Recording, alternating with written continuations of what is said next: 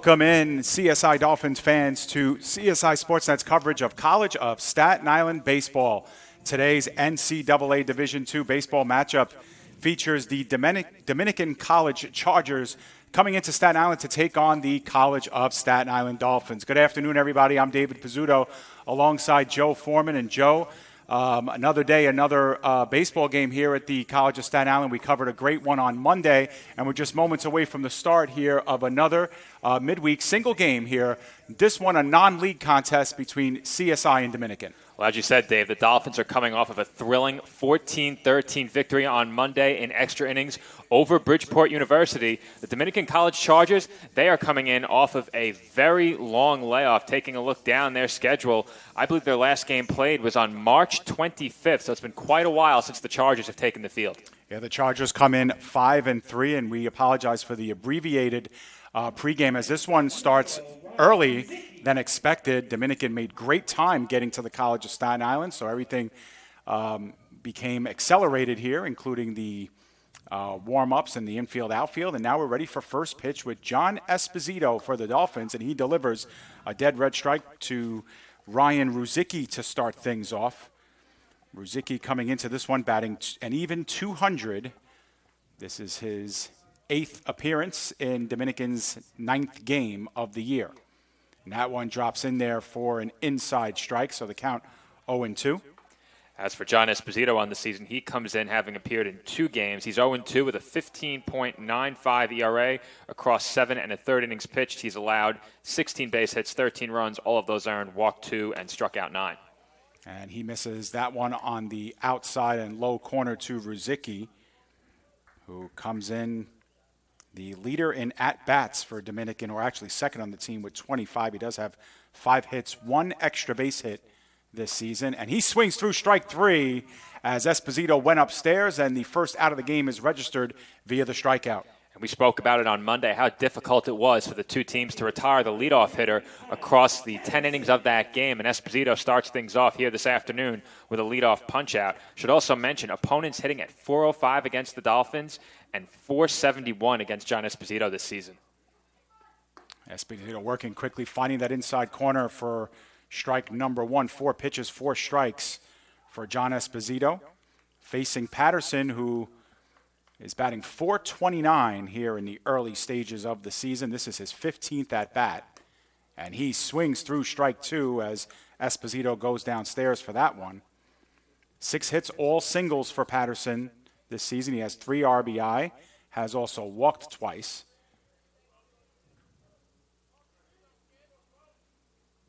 Esposito swing and a miss, strike 3 to Patterson. So 2 up, 2 down via the K. And that will bring up number 2, the shortstop, Joshua Colon. Esposito's stuff has looked overpowering through these first 2 batters. Both punch-outs. Couldn't ask for a better start if you're head coach Mike Morrow after expending a lot of pitching on Monday. So a quick 2 outs here, and Esposito looks in. And that one is too low for ball 1. After Colon, the third baseman, Richard Paulino, is on deck. Brian Sanders, the right fielder, is batting 5th. Arthur Quinones batting 6th, the first baseman. Carmine Giordano bats 7th. He's the designated hitter. Bobby Garbuandia bats 8th as that one lands outside for a ball. He's the catcher. And the 9th hitter is the center fielder, Max Chidsey. Give you the Dolphins defensive alignment if we get a chance to after this 2-0 pitch here from Esposito offering to Colon. And that one is swung on and fouled off. Dolphins in the field, obviously Esposito on the mound. He pitches to Campisi, who gets to start. Going around the bases, Thomas Martin at first base. Shendi Ulaj gets to start at second. Nick Cipoletti at short. Angel Santiago at third. And a swing and a miss there for Colon in the outfield, left to right. Louis Mandil, Dominic Castiglione, and Thomas Joyce. As Jack Verone continues to be on the shelf for the Dolphins. Also occupies the outfield. And that one is swung on and fouled straight back. So Colon working on timing here against Esposito, who in a fight here in this at-bat after striking out Ruzicki looking and Patterson swinging.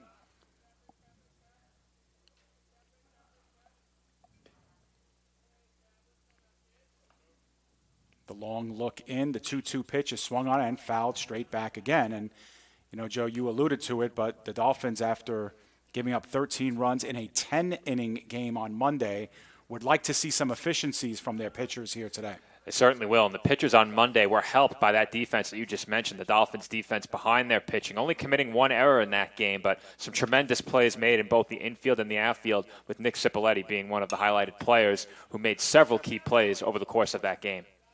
Yeah, and it was a tough day for the outfielders on Monday as there was a real fierce wind whipping from left to right here at the complex. The wind is a little bit tamer today, going from right to left.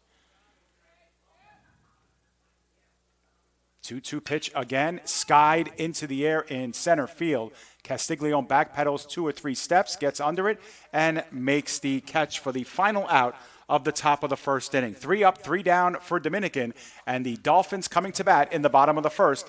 Coming up next here on CSI Sportsnet, proud part of the ECC network. NCAA Division II Community Engagement is an initiative at all 25 national championships because student athletes want to give back while competing for a national title. Over the course of the year, Division II student athletes have an opportunity to leave a lasting impression in local communities throughout the country. Whether Division II student athletes are volunteering at hospitals, schools, after-school care programs, foster homes, or retirement villages, they make a difference in the lives of others. In Division II, we rise to the opportunity and make community engagement ours. Welcome back here to the CSI Baseball Complex, where the CSI Dolphins are getting set for their turn in the bottom of the first. Really no pregame show here, Joe, so let's give you the CSI starting lineup. For the College of Staten Island, leading things off is the left fielder, number 25, Louis Mandil. Batting second, the center fielder, number 21, Dominic Castiglione. In the 3 spot, the designated hitter, number 31, Peter Lombardo. Batting cleanup for the Dolphins, the third baseman, number 16, Angel Santiago. Batting fifth is the right fielder, number 14, Thomas Joyce. Batting sixth, then playing second base, number 24, Shendi Ulaj. Batting seventh, the first baseman, number 33, Thomas Martin. Batting eighth, the catcher, number 5, Nick Campisi. And rounding out the Dolphins' batting order is the shortstop, number 2, Nick Cipolleti. Yeah, and he will face Jaden Diaz-Lambert, the pitcher for Dominican. Now, for Diaz-Lambert, he comes in with a record of 2-0 with a 2.25 ERA. This is his 3rd start of the season. He actually is the team leader with 12 innings pitched. He's given up in those 12 innings 6 hits, 3 runs, all of them earned, 2 walks and 9 strikeouts. Joe, opponents are batting just 154 against Lambert. So Dolphins will have their work cut out for them here, at least to start this one, this midweek non-conference game. Definitely going to be a tough task for this Dolphins lineup today. Overall on the season, opponents hitting at 293 against pitching for Dominican. So we'll see how the things play out today for the Dolphins lineup, a lineup that has swung the bats very well thus far throughout the 2021 season. Mandil is the first to face Diaz-Lambert. He's batting 292 this season, leads the Dolphins now. This is his 25th at-bat. And he takes one high and inside for ball 1. I believe I misspoke. They have opponents hitting 257 against Dominican so far this season. And after that big 3-game set with Bridgeport, the Dolphins raising their average to north of 280 as that one is skied into right field. Shielding his eyes and making the catch is Sanders for the first out. So much like the first inning started for John Esposito on the mound, a quick out for Diaz-Lambert to open up the bottom half of the first. Not often we saw the leadoff hitter retired on Monday. Right. Good point there as Dominic Castiglione comes up to bat. Castiglione, this is only his 4th start. He's batting .455, 5 of 11 officially, 1 double, 1 run scored, and 4 RBI. In an abbreviated 2020, Castiglione was also banged up to start the season there as well, so only saw limited action and has only played in 3 of the Dolphins' 6 games to this point. As we mentioned, his 4th start as he takes one on the outside corner for strike 2. Castiglione played a big role in the game on Monday, going 2 for 5 with 3 RBIs, a couple of walks. He scored a run, so an integral part of that Dolphins 14-run outburst. That one's well outside. That Garbandia let slip out of the glove. No harm done. The count 1-2. And Castiglione got on base in that bottom of the 10th, kept the inning alive, and gave way to Stephen Calico, who came up with the game-winning hit in the bottom of the 10th on Monday. 1-2 pitch, and that one is hit towards the shallow right field area, but getting his glove under it and making the catch was Sanders. Fine play by Sanders, who seemed to get a late break on the ball, Joe, but was able to track it well. Well, thinking back to a couple of years ago, when we had Bobby Drake up here in the booth, I would always talk with him about how the outfielders would break on the ball and how usually that first instinct and movement toward the fly ball is make or break out there in the outfield here at the College of Staten Island. And right there, Sanders able to recover after taking an initial step back. Not often you see that, but you mentioned it before, Dave. The wind a lot tamer today. So Peter Lombardo will be the batter here as that one skips in front of Guabandia. Lombardo in the designated hitter spot today, but he too only making his 4th appearance of the season. He's batting .462. He's 6 of 13 from the dish. And that one is swung on and hit right up the middle. It took a tough hop off the mound, but tracking it well was Ruzicki. He throws it over to Quinones in time, and the Dolphins are also retired 1-2-3 in the first. Scoreless inning to start us off. We go to the second inning next here on CSI Sportsnet, proud part of the ECC network. Wayne State Medical School has been my dream medical school since I was 5. Athletics are important, but so is service, so is research, so is becoming a better person. And we expect you to do well athletically, but don't forget the reason you're here, which is to give back to your community and to get good grades. It was my sophomore indoor season. It was the first year with our new head coach. And he comes in and he's like, we could be a national contending team if you guys work hard. And I heard him and I was like, well, I want to be a national champion. I want to be an All-American. And I bought in because he bought into our team. And I qualified to go to indoor nationals. I decided I wanted it, so I went and grabbed it.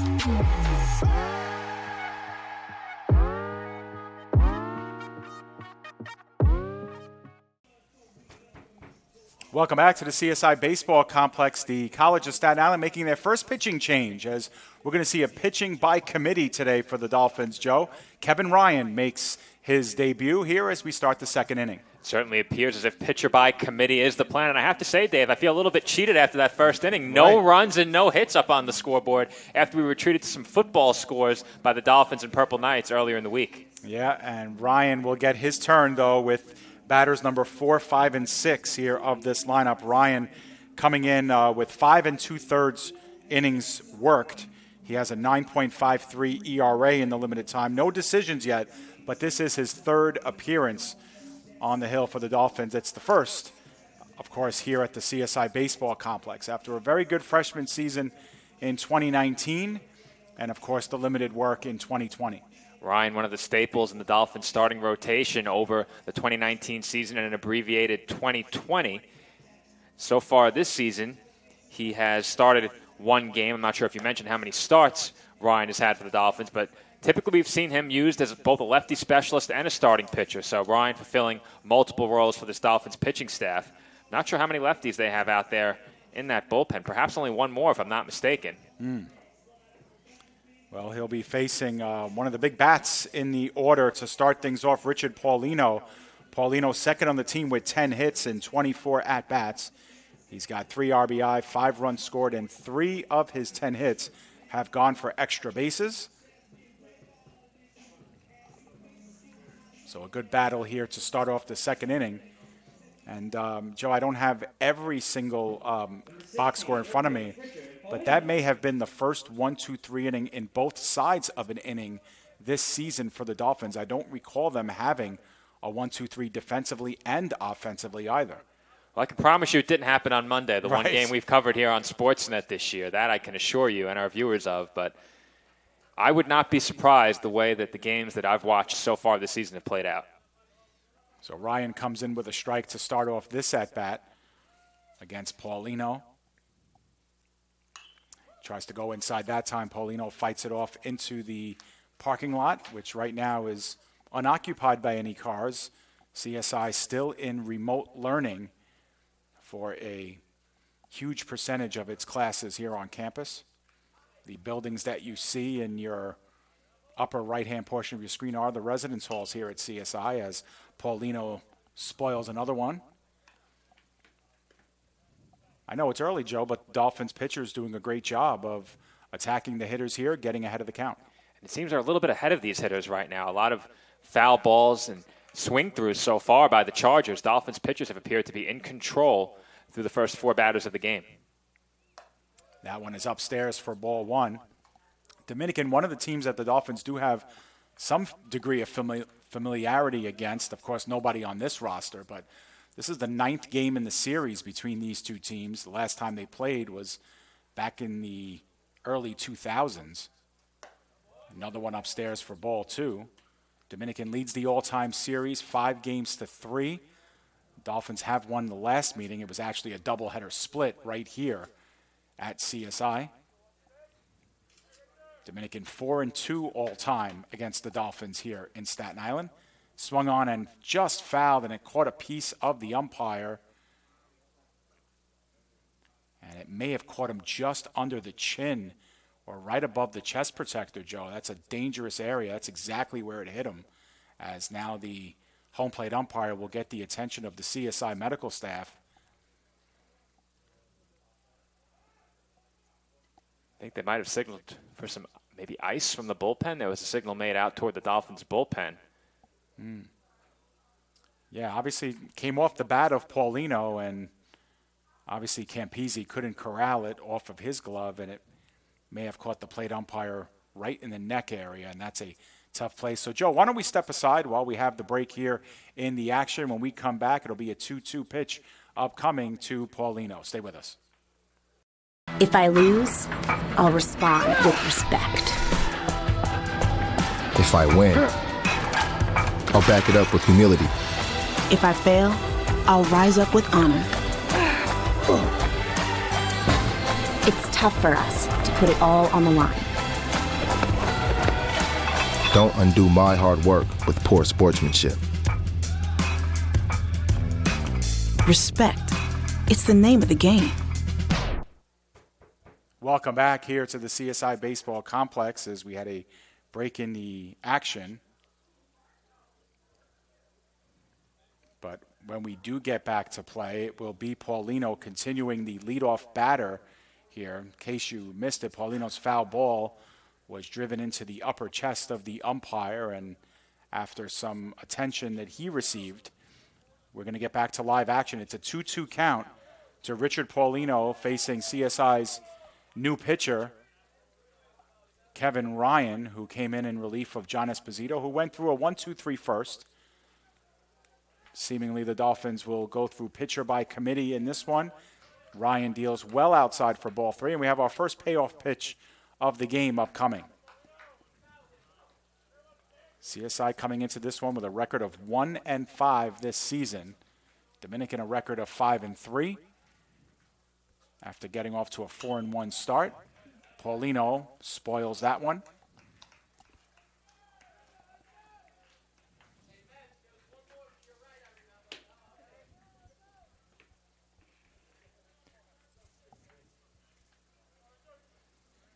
So Ryan with a long look in. A 3-2 pitch upcoming here to Paulino. And it is swung on and fouled off first base side. So this at bat may have been nearly as long as the entire first inning, it seems, given the stoppage in play and now a barrage of foul balls. Yeah, Paulino getting that timing down.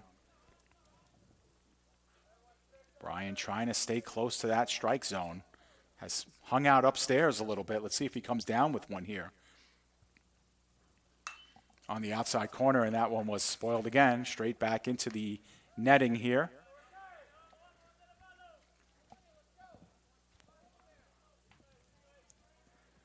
Fortunately for the ball chasers, all of these foul balls staying well within the CSI baseball complex thus far. Right. Couldn't say the same the other day. Yep, whoever drew the short straw and had to chase him early is going to go get another one here as Paulino fouls that one into the second level of cars here at the CSI parking lot. Dolphins will play a 3-game series with St. Thomas Aquinas coming up this weekend. And because of the rain coming in on the weekend, they've moved their single game on Friday to a doubleheader. More on that in a moment. As another payoff pitch swung on and missed by Paulino. And the Dolphins have registered the first out here of the second via the strikeout. And for Dolphins pitchers, that's the third strikeout of the game. And after a great at-bat from Richard Paulino, he went and chased out of the strike zone to go down swinging on that pitch, an off-speed pitch off the outside corner, lunging at it, definitely off balance, and nicely done by Kevin Ryan not to give in that at-bat. So Brian Sanders is the batter, the number 5 hitter, batting .320 coming into this game. And he offers at the first pitch, and it chops foul down the first baseline. Sanders 8 hits and 25 at-bats, one of those hits for extra bases. It was a double. 4 runs scored, 4 RBI. He has walked once. I have to say, Dave, he took one of the most aggressive on-deck practice swings I've ever seen after one of those foul balls. I could have sworn that I heard the bat against the wind making noise from the on-deck circle outside of the Dominican dugout. He took a huge cut over there in the on-deck circle. And we should mention we're a good 40 to 50 feet behind the backstop, so to hear that. Windows open today. Right. Swung on and missed for strike 2. As the count will go to 1-2 on Sanders. Sanders has struck out 4 times this season.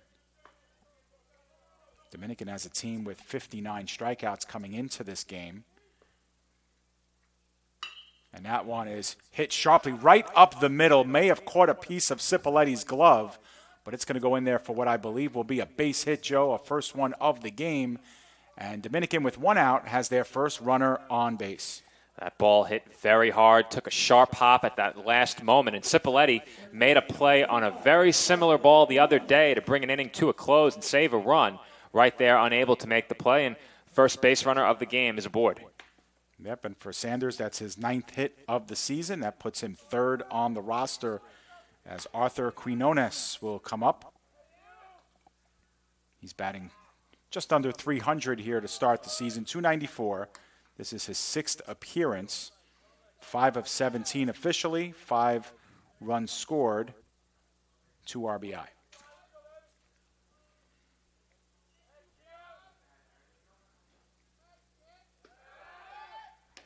And Dominican does like to run around the bases, Joe. They, as a team, have garnered 16 stolen bases, so about exactly 2 a game. The Dolphins have the right man on the mound to control the running game right now, and the left-hander Ryan, one of only 3 lefties I counted on this Dolphins pitching staff, and of the other 2, only 1 has seen action so far this year. But of course, with Sanders occupying some attention at first base, Ryan has missed the strike zone on his first 2 pitches here to Quinones. He might get something juicy to hit here. 2-0 pitch, and that one's well high and inside, ball 3. And so Ryan, after registering his first strikeout on a very long at-bat by Richard Paulino, now in danger of losing Quinones after surrendering the game's first hit.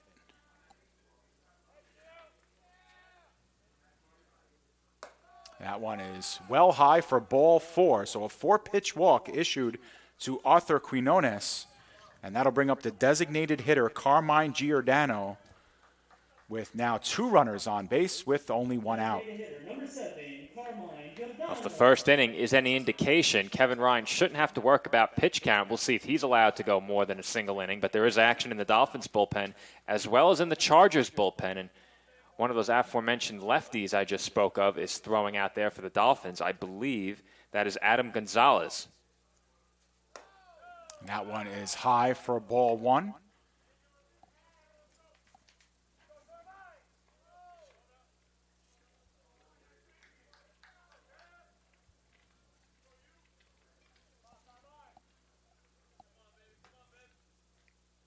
Ryan now just looking for that strike zone here. That's the 6th straight pitch that he's missed on, and the count now 2-0 to Giordano.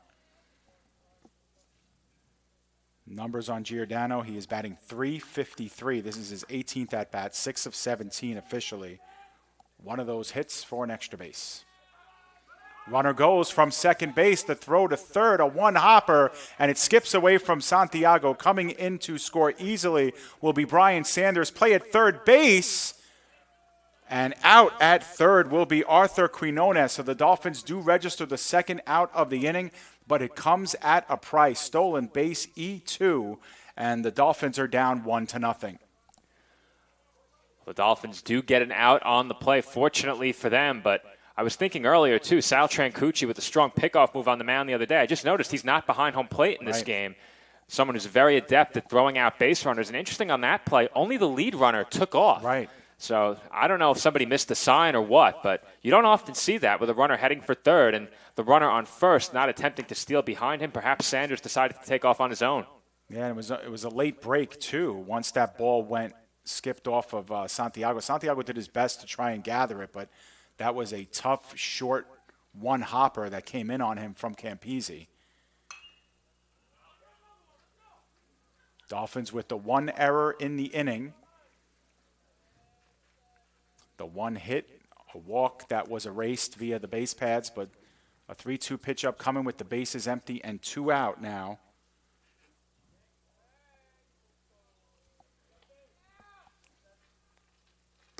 For Giordano, who gets lost via the bases on balls as well. So Kevin Ryan losing the last 2 batters via the walk, and that'll bring up the number 8 hitter, the catcher, Bobby Garbwandia.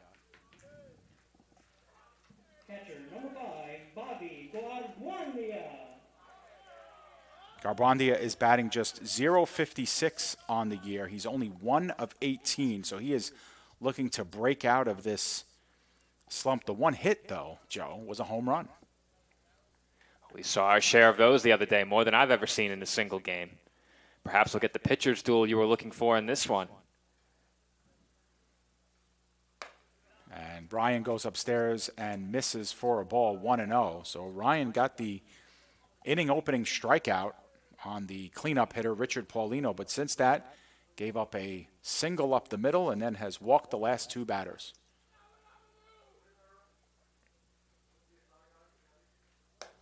And ball 2.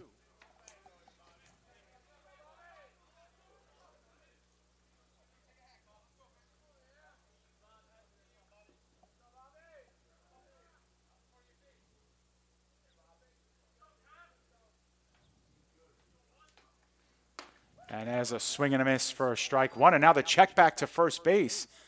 Thomas Martin did not expect that. Had to get over just to get it back. Either way, Giordano's fine at first base. And the count 2-1 now to Garbwandia. Garbwandia with a healthy 2-0 swing there. He was trying to put 2 runs up on the scoreboard with that cut. And there's one upstairs again. Missing now. The count goes to 3-1. And head coach Michael Morrow signaling to his bullpen to start getting some action going. This next pitch will be number 28 for Kevin Ryan. Stark contrast to the very first, where Esposito started extremely strong, and that may have hit the hand. So that's going to be a hit by pitch, even though it was ball 4 anyway. And now there are 2 men on with 2 out, and Kevin Ryan has walked the last 2 batters and has now hit a batter, and going to have our first mound visit here, and that's the end for Kevin Ryan. So we will step aside, take a break. When we come back, new pitcher entering the game for the Dolphins. We are in the top half of the second inning, 1-0 our score, Dominican ahead. Being a champion takes more than talent, more than the perfect pass, more than using your head. Being a champion takes the spirit to always push harder, the ability to overcome any hurdle, and the fire to be the best. Welcome to Division 2, where the pursuit is yours to create. And the question isn't, can you do it? It's will you. Welcome back here to the CSI Baseball Complex. We have our first pitching change mid-inning of the game, but the third pitcher coming on for the College of Staten Island. Looks like it'll be Gonzalez heading into the game for the Dolphins to make his first appearance of the season. Adam Gonzalez, the transfer for the Dolphins last year, who played minimally before the COVID stoppage in 2020, and he's been on the shelf for a little while, Joe, with the Dolphins. Recently cleared back into action, and now we'll see his first action of the season. He, too, a lefty in the Dolphins' arsenal of pitchers. From one lefty to another, I counted after my remarks before about the Dolphins having only a couple of lefties on the roster, and there are 3 left-handed pitchers on this Dolphins staff. We've now seen 2 of them, Kevin Ryan and Adam Gonzalez. The third is Ryan Leno, who does have an appearance this season. We'll see if we get a look at Ryan later in the game, but Kevin Ryan is out. Adam Gonzalez is in with 2 outs and 2 on here in the the top half of the second inning. Yeah, kind of a disappointing 2/3 of an inning for Kevin Ryan. Ryan got the opening batter to strike out the cleanup hitter, Richard Paulino, but then promptly gave up a single, and then the last 3 batters he faced was walk, hit by pitch, and now Adam Gonzalez trying to clean up the mess as Max Chidsey will be the batter. Chidsey this season trying to get his numbers. He's batting .294. This is his 6th game. He's 5 of 17 from the plate. 2 doubles and 1 home run for Chidsey. He's got 5 runs scored, 2 RBI. A little bit of pop there in the bottom of the lineup for the Chargers. And that one is hit on the ground weakly towards first base and foul.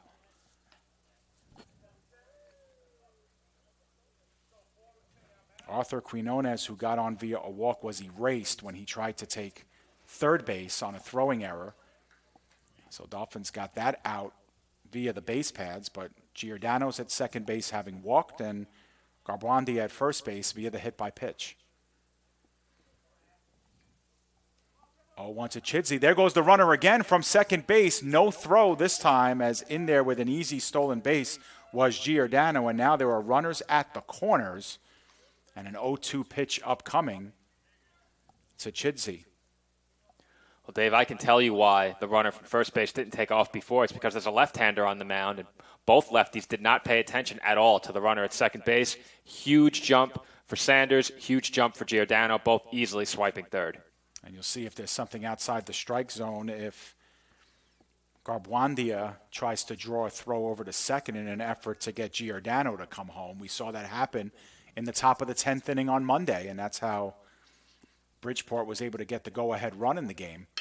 And that one is hit in the gap between short and third, and that's going to be an RBI single for Max Chidsey, and it doubles Dominican's lead now to 2-0.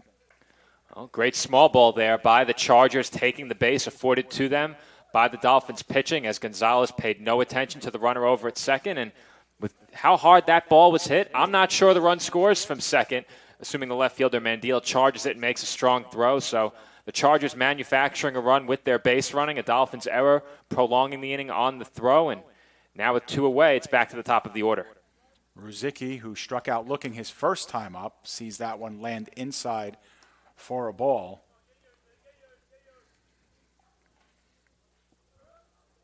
That run obviously charged to Kevin Ryan, who started this top half of the second for the Dolphins. Gonzalez now facing his second batter of the season. And that one is hit in the air. Castiglione making a big break for it, extends the glove, but that's going to land in real estate off the glove. 2 runs will score. It's a 2 RBI double for Ryan Ruzicki, and Dominican again doubles their lead. It's now 4-0.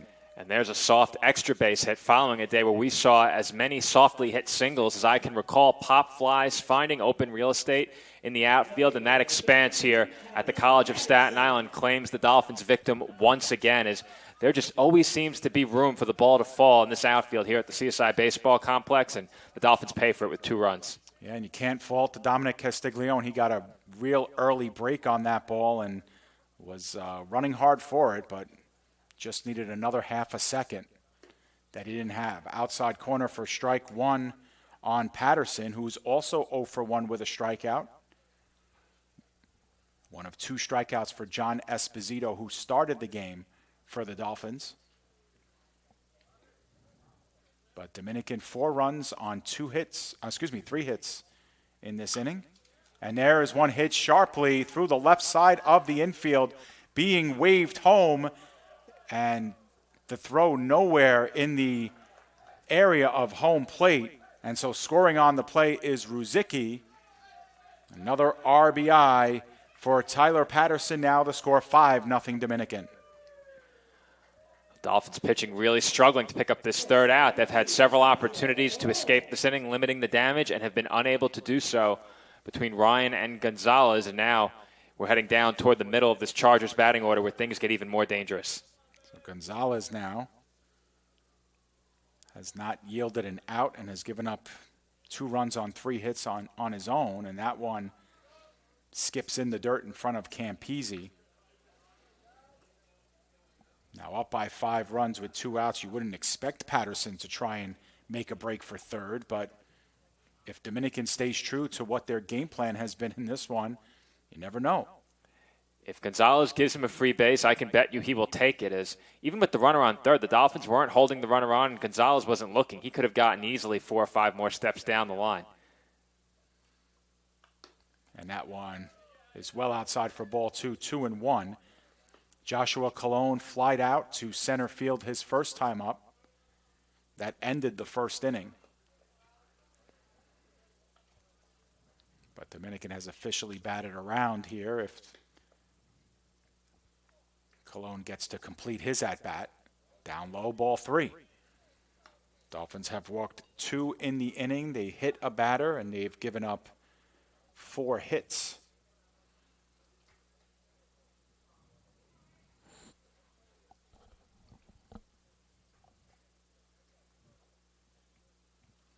The wine, and that one skips in front, taking third, or at least attempting to, and out at third will be Tyler Patterson. So the walk issued to Colon, but Patterson out trying to take third base, and we've gone through 1.5 here at the Dolphins, but Dominican explodes for 5 runs on 4 hits, and the Dolphins are down 5-0 before coming to bat. Stay with us.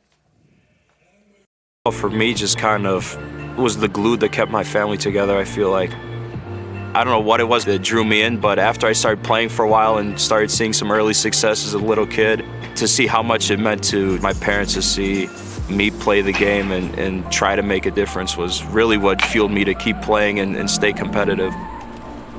Being a triple major is not necessarily easy, but at the same time it is what you make it. Being a tighter-knit university, I have a lot of classes with the same professors, so they know me pretty well. I think it's that personal relationship that really helped me to thrive as a student. I was able to come here and get my triple major, as well as play a super high level of baseball against some of the best players in the country. There's a lot of options here in Division II with a lot of great ball players and a lot of great people, and they make sure that they give you every opportunity to succeed on and off the field.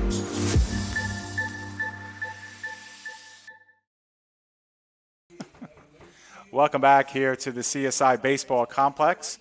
The Dolphins are down by 5 runs here as they get ready for the second inning of this game. Non-league game between the Chargers and the Dolphins. The first time these two teams are meeting, with the Dolphins a member of the NCAA Division II ranks. And the Dolphins will be sending up their 4, 5, and 6 hitters after they went quietly, Joe, in the bottom of the first. And the Dolphins surrendering 5 runs in the top half of the second. This Chargers team does not give up much collectively as a pitching staff, an ERA of 4.28 on the season. So the Dolphins will have to do a bit better than opponents have done against this Dominican college team so far this year. But we've seen the way this Dolphins offense can get hot and put runs up on the scoreboard quickly. They'll need to do that here again in this game today. Joe, we do have a new pitcher in the game for Dominican. It's number 36, Eric Sandusky, senior left-hander, has entered the game, and he will face Angel Santiago. Surprisingly, we didn't see Santiago on Monday. Angel Santiago. Had been a fixture in the Dolphins lineup prior to that game.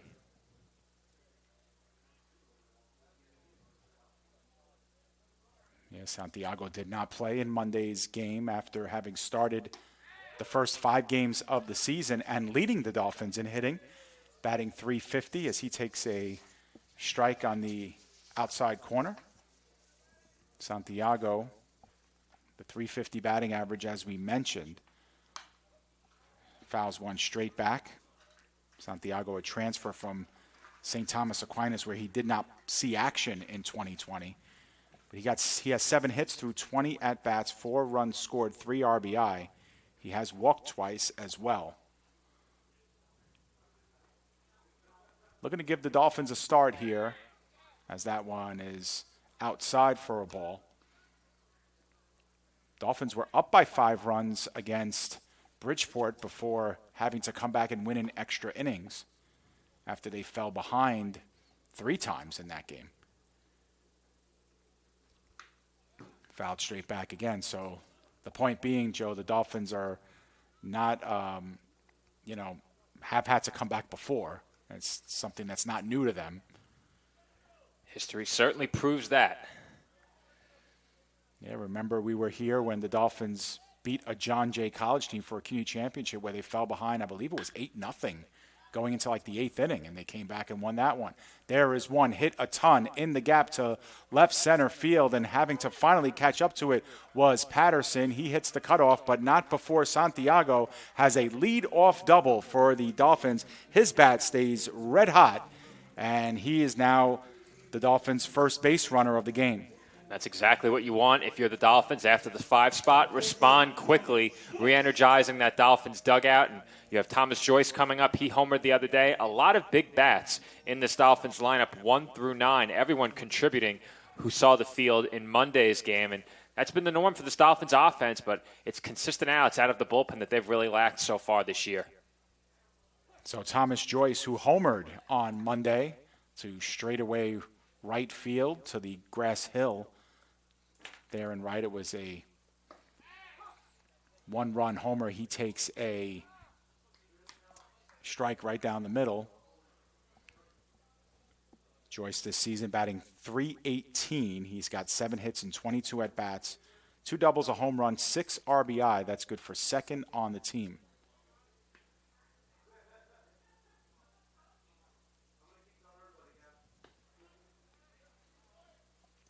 Well, I was just taking a look, Dave, at the numbers for Sandusky. He has 13 strikeouts over his 9 innings of work. That's some strikeout rate. A lefty versus lefty matchup here, usually considered advantage pitcher. Just missed downstairs on Joyce, who does have that high strike zone. Joyce, 6'6".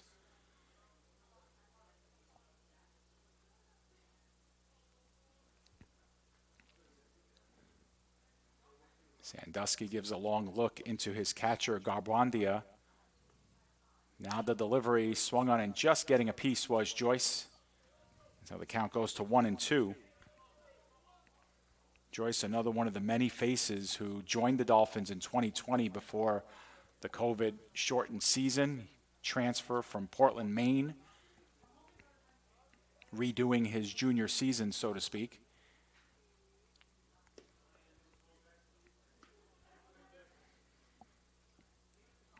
Sandusky looking over his shoulder, now delivers, and caught looking is Thomas Joyce. So Sandusky picking up strikeout number 14 on the season, and Shendi Ulaj will be the batter. And we saw a lot of punch-outs looking on Monday as well. That game really showed us a little of everything except zeros up on the scoreboard, but a lot of unhappy hitters on Monday. Not much of a protest from Joyce there, though. Looked a bit exasperated with himself as he headed back to the dugout. So that brings up Ulaj, his first at-bat of the game. Ulaj, the team leader with 8 RBI this season, has really come on strong as of late. Tremendous series against Bridgeport. But he has run his batting average up to .294, 5 of 17, 6 runs scored. The team lead with 4 extra base hits, 3 doubles, and a homer. And that one is in there for a called strike. One of those 6 runs was a huge one after he was advanced to second base in that 10th inning and driven in from there with 2 outs on the Nick Cipolletti double.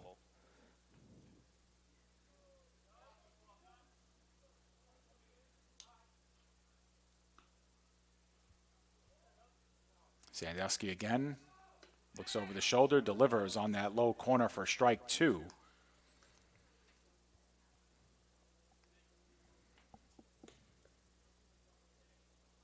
Ulaj has struck out 3 times this season. He's also walked once.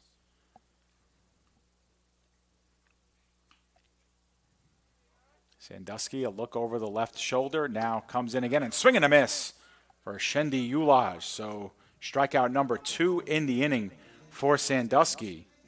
And that'll bring up Thomas Martin as CSI's final hope here with Santiago at second base.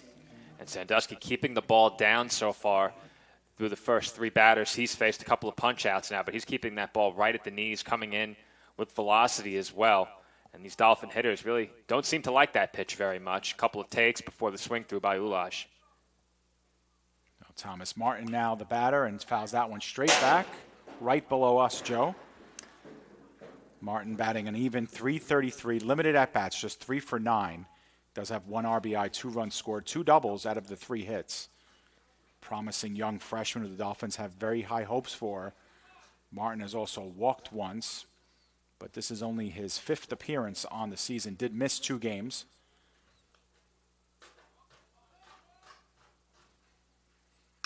And that one is cut on, and that's going to be hit right in front of the right fielder, Sanders. Santiago being waved home. There'll be no throw there. An RBI single for Thomas Martin. The Dolphins are on the board, and they've cut the deficit to 5-1. And that's a huge base hit for this Dolphins team. After you get the leadoff runner into scoring position, you hate to see that opportunity go by the wayside. And I've said many times before how well this Dolphins team has done at capitalizing on opportunities, and right there, they were able to cash in that runner from second base, Santiago, who got on with the leadoff double, and now they have another base runner in Martin on over at first base for Nick Campisi. So 2 hits in the inning for the Dolphins. Lead to the first run. Martin at first base and Campisi, the batter, as Joe mentions, 0 for 3 on the season. Campisi, this is his 3rd appearance, first start of the year. He does have 1 RBI without the benefits of a hit. And he chops that one foul, first base side, and the count quickly 0-2 on Campisi, another true freshman for the Dolphins.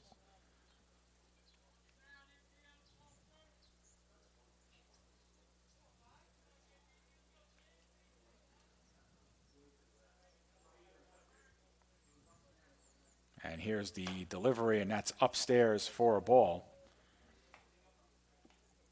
Joe, the Dolphins this season with only 1 stolen base through 6 games. That's an odd statistic when you look at their opponents having stolen 16. They just have not done a lot of running on the base paths. Haven't had a lot of opportunities, but that one hits Campisi right in the thigh. That one got completely away from Sandusky. And Campisi will get on first base and put Thomas Martin in scoring position. Well, on the topic of stolen bases, Dave, over the years, we've seen a lot of teams running rampant on this Dolphins team, but a lot of the time, CSI has returned the favor, and it's even more impressive how many runs they've been able to score without really manufacturing many extra bases for themselves by stealing. And it's even more surprising how many stolen bases they've allowed with a catcher like Salvatore Trancucci, who's getting a lot of time behind the plate for this team that is so adept at throwing out base runners. So Nick Cipolletti, one of the heroes of Monday night's 14-13 win over Bridgeport. Joe mentioned had a fantastic game in the field for the Dolphins, came up with a game-tying RBI hit in the bottom of the 10th. That CSI would later win it in that inning. Cipolletti, otherwise this season, is batting .211. He's 4 of 19, 5 runs scored, 3 RBI, 1 double. That was that bottom of the 10th smoker to left field, which even he thought, Joe, might have been out of here. I certainly thought it was gone, but the Dolphins right here will settle for another double. Instead, it's a swing and a miss, as Cipolletti was certainly looking to put one into a gap somewhere. I'll tell you, Dave, if he hit that ball again today, it would probably go over with the wind blowing gently in that direction instead of strongly against the direction where he hit that ball last time. Yep. The 0-2 well outside as Garbandia set up outside and then had to reach for that one. So the count goes to 1-2. Sandusky doing well to waste some pitches when he's ahead in the count. Next pitch is number 22 for Sandusky here in the inning. And there was action in the Chargers bullpen. Martin at second, Campese at first. That one hit straight back to Sandusky, reaches high in the air to get it, and the throw over to Quinones is in time. So the Dolphins are out of their turn in the second inning, but they do get a run on 2 hits, and at the end of 2 complete, it's Dominican 5 and CSI 1. Stay with us. More CSI baseball coming up here on CSI Sportsnet, part of the ECC television network.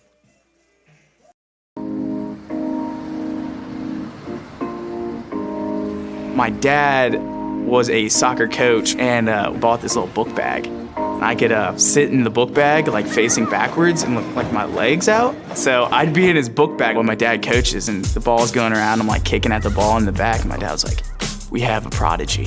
So he put me into soccer and it just progressed from there. The catalyst was the opportunity to play soccer at a Division II school. On my team, I thrive to work as hard as I can. I mean, whatever you do on the field, there's a positive correlation to whatever else you do, be it personal relationships, homework, the way you carry yourself. I've changed since I got to King University. It's really helped me to develop as a leader. I think it's honestly the best thing that's ever happened.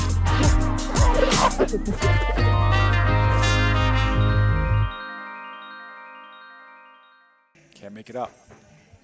Welcome back here to the CSI Baseball Complex. The College of Staten Island get one of the runs back in the bottom half of the second, but they are down by 4, and it's going to be up to Adam Gonzalez now, who comes in for his first full inning of work, Joe, after having relieved Kevin Ryan in the second inning. And his priority, Joe, is to keep this score exactly the way it is. Well, it appears as if Gonzalez's assignment was going to be the third inning, but Ryan didn't make it through the second, so he got an early entry into this game. And in relief of Ryan, he was tagged with a couple of runs, 2 runs charged to Gonzalez in the inning, so he'll hope for a better outcome here in the third. He allowed 3 base hits and walked a batter in that second inning, so Gonzalez really struggled to bring the previous inning to a close.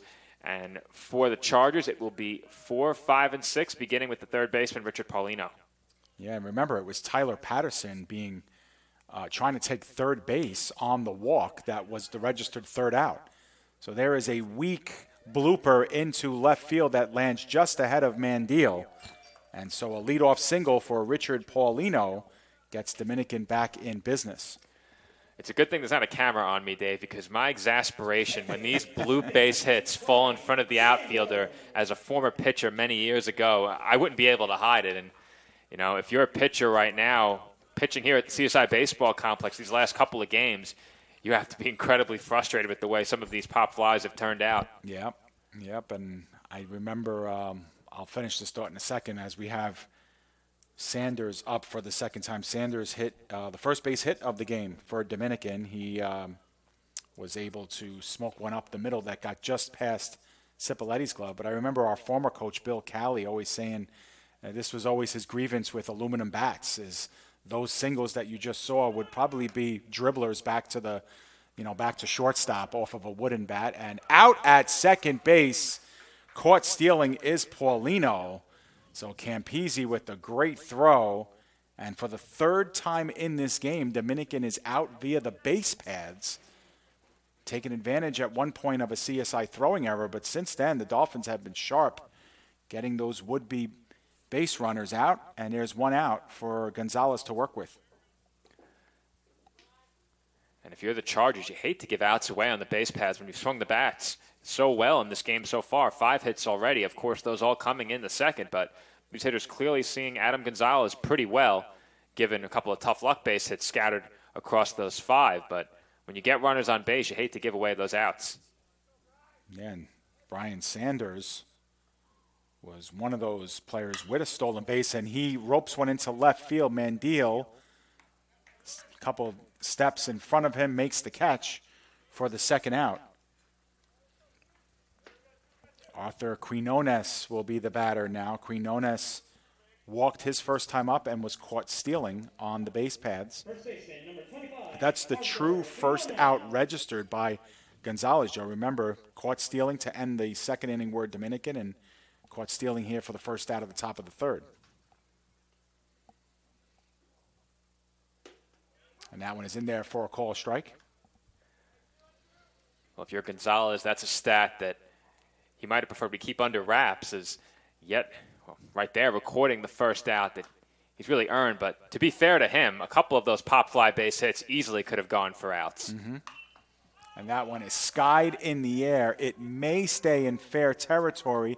Giving chase is Santiago, who could not track it enough there as he was right on the lip of that fair territory.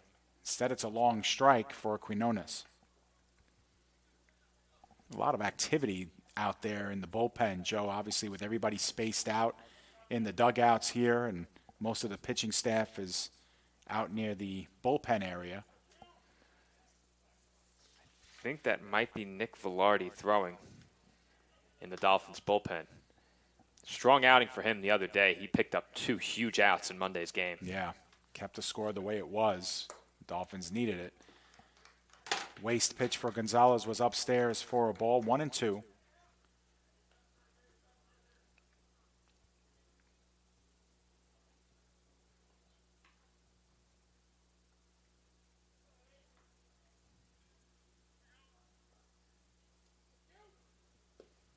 Long pause here for Gonzalez, and now comes, and that drops in there for strike 3. So every CSI pitcher has a strikeout in the game, and the Dolphins, for the second time, have retired Dominican 1-2-3. We're at the end of 2.5 innings of play, but the Chargers ahead 5-1. Stay with us. More CSI baseball action coming up next. As a student athlete in college, I first got involved with the NCAA at the national level. It was through the Student Athlete Advisory Committee, SAC, gave me an opportunity to advocate on behalf of all student athletes, to affect change and to make an impact. The NCAA is giving the student athlete a platform to voice their concerns and to be able to advocate for what's going to affect their well-being. The policies that are being put in place are speaking towards academics, they're speaking towards well-being, they're speaking towards fairness, creating a culture so that the student athletes have the best experiences possible. Welcome back to the CSI Baseball Complex, where we will see our 6th pitcher of the game. It is William Espinal coming in for Dominican. This is his 3rd appearance. He did make one start. He's 0-1 with a 7.88 ERA.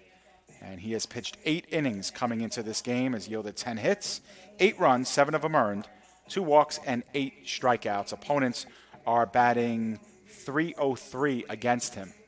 And yet another left-hander entering this game as well. 2 for each team to this point. Not often you see this many left-handed pitchers get into the game over the course of just 3 innings, especially, as many teams at this level reserving their strongest left-handed pitching for key situations late in the games. But it appears that both teams have had a pitching by committee approach lined up before this game, as the Dolphins have already used 3 pitchers, and it appears as if they're set to use maybe 1 pitcher per inning, and a very similar approach right now being used by the Chargers as well. Yeah, and we should mention it. It hasn't been posted on the CSI Dolphins website yet, but the Dolphins, because of weekend rain, have moved their doubleheader on Saturday to Friday instead here at the CSI Baseball Complex. So the Dolphins will play 2 games against St. Thomas Aquinas on Friday beginning at 2 p.m. That's an adjusted start time as well. The previous start time was a single game at 4 p.m. here. Instead, Dolphins will play two games here, 1 9-inning game, 1 7-inning game at 2 o'clock on Friday. And then they'll hope to complete the 3-game series, Joe, on Saturday at St. Thomas Aquinas. Of course, that'll be weather permitting. There's supposed to be some scattered showers in the area on Sunday. Worse on Saturday, worse on Sunday. So Dolphins will try to squeeze 1 in against St. Thomas Aquinas. And, you know, I mentioned that too because with the pitching by committee, you want to have everybody fresh, and this is kind of like a bullpen day of sorts for all these pitchers. And for Dominican as well, because they have a conference doubleheader on Saturday and another conference doubleheader on Sunday. Again, Mother Nature might have other plans, but both of these teams getting set for a lot of conference games coming up. Can't forget about that layoff for the Chargers, too. Haven't played since Right. March 25th. So all of these pitchers seeing their first action in quite some time. Some maybe having gone longer without throwing a pitch in a game than others. Yeah, a lot of postponements in that stretch, too. And there's a strike to Mandiel, and the count will go to 0-2. CSI, with their second turn in the order now, Mandiel flied out to right field his first time up. And there's one well out of the strike zone for ball one. We mentioned the line on Mandiel the last time he was up, but he's CSI's walks leader as well, with 5 in that department. And he swings at that one in the dirt. It gets away from Garbuandia. The throw to first, though, is in time. So the strikeout and put out 2-3, and there's one out here in the third. The Dolphins in this game, that is now their third strikeout. Both teams have struck out 3 times. And, of course, the Dolphins won't get a second look at a pitcher for the Chargers either, as both lineups will be faced, it seems, with a new pitcher just about every inning, if not every couple of innings, as both teams with good reason to try and get many arms out there on the mound. As you mentioned, Dolphins with a doubleheader coming up, don't want to expend anyone too much. And for the Chargers, they haven't played in quite a while, so to get everyone some game action certainly benefits them ahead of their conference matchups as well. Right. Castiglione flied out to right his first time up as well and takes that one low for a ball, 1-1.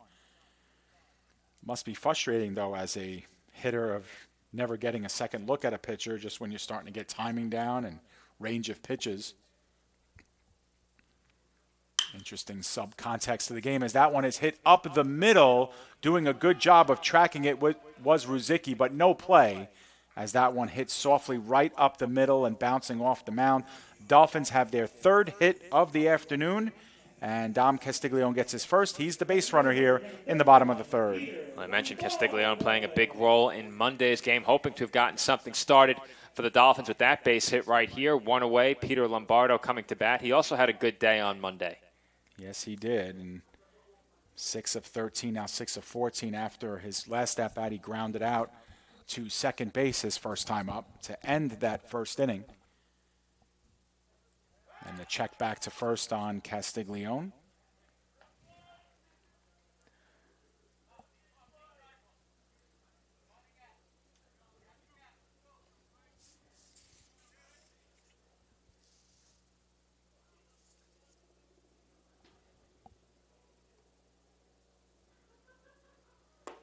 There's a swing and a miss for strike one. You can tell that pitcher now, Espinal, paying close attention to Castiglione over at first base. He held the ball after a long look over, and Castiglione ended up taking a step back toward first base, shrinking his lead just a bit.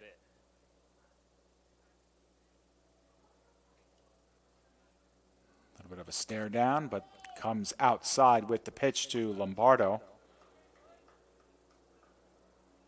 Lombardo, another junior transfer for the Dolphins last year that played well in the start to CSI's season, but again abruptly cut off.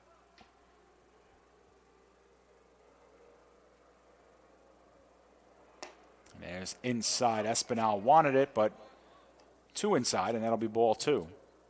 I have to admit, I'm taking a close look at this stare down between Castiglione and Espinal right now, as Espinal has Castiglione's first step on the delivery being back towards first base. So not a great read on Espinal's delivery yet for Castiglione.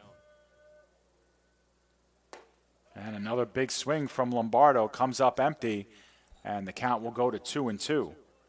Got tied up on that one. Ball ran in on the hands, and more of a defensive swing there. Lombardo with 2 strikeouts on the season. Love to be a hitter here. A 2-2 pitch coming with Castiglione at first. Swung on and missed. Strike 3. The check back to first.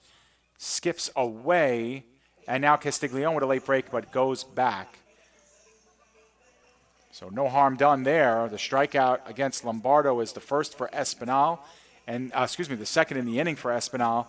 And the Dolphins are down to their final out here in the bottom of the third with Angel Santiago, CSI's first hitter of the game. Long doubles last time. Dolphins could certainly use another one of those. Should easily score Castiglione from first, who has good speed. Santiago doubled his last time up. The only extra base hit for the Dolphins today. That was in the gap to left center. Ended up scoring the Dolphins' only run of the game. And there's inside. Sounded like it might have caught a piece of Santiago, maybe after it skipped in the dirt. Nice job by Guabandia to keep that in front of him. Deep backstops here at CSI almost always lead to an advancement of the runner on a wild pitch or a pass ball. The check back to first, and it skips away from Quinones. And taking second base easily will be Castiglione, and he might be going over to third, and he will be in there easily. A two-base error on the failed pickoff attempt by Espinal, and the Dolphins now have a runner at the other corner. Well, Castiglione making the most of that errant pickoff. Nice job by the Dolphins bench, urging him to take third, and there was no question that he would be successful after that ball got stuck underneath the bench out in the Chargers bullpen. I'm not sure if there was any assist from one of those relief pitchers, but that ball really got buried beneath a sea of relievers out there for Dominican, and now the Dolphins with a runner on third and 2 away. Yeah, big spot here, as Dolphins would love to pick up Castiglione. And that one's on the outside corner for a strike, 1-1. Santiago, we mentioned, with 3 RBI on the season. Golden opportunity to add number 4. And that one skips very low in on Santiago, so the count goes to 2-1. Was wondering why Santiago was out of the lineup on Monday after such a good start to the season, but he was in street clothes on the Dolphins bench. Not the case today. And that one is skied in the air, but that's well foul here, first base side. That'll end up beyond the stands. The Dolphins certainly happy to have him back today. He can make them a lot happier with a base hit right here. Every run critical against a team that does not give up much. So 2-2 the count.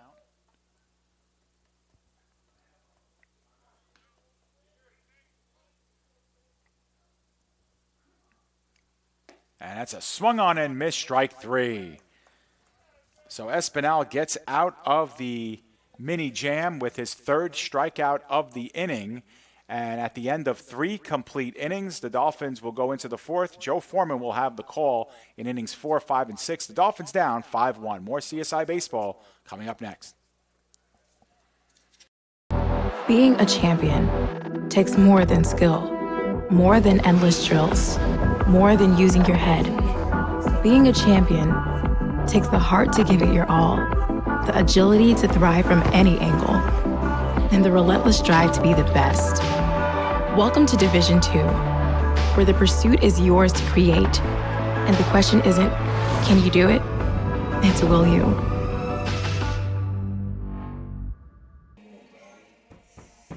And we are back here from the College of Staten Island. Dolphins trailing the Chargers by a score of 5-1 through 3 innings of play. And once again, we will have a new pitcher for the College of Staten Island. And we did see him warming up in the bullpen during the previous inning. It is Nick Velarde who comes out of the Dolphins bullpen to pitch the top half of the 4th inning. It will be 7, 8, and 9 that he will face due up for the Chargers in their half of inning number 4. And just taking a look back at Monday's game for a brief moment, Velarde came on to record 2 mammoth-sized outs in that game. In 2/3 of an inning, he struck out a batter and hit a batter, but more importantly, did not allow any of his inherited runners to score and did not allow any base hits. And those outs he recorded, only 2, as I mentioned, were massive for the Dolphins late in that game, a game that they ultimately won in extra innings. Leading things off in the inning for the Chargers will be Carmine Giordano, the designated hitter. He walked in his first at-bat. Chargers with 5 runs on 5 base hits to this point in the game. Dolphins with 1 run on 3 base hits.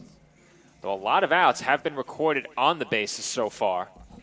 specifically for this Dominican college team.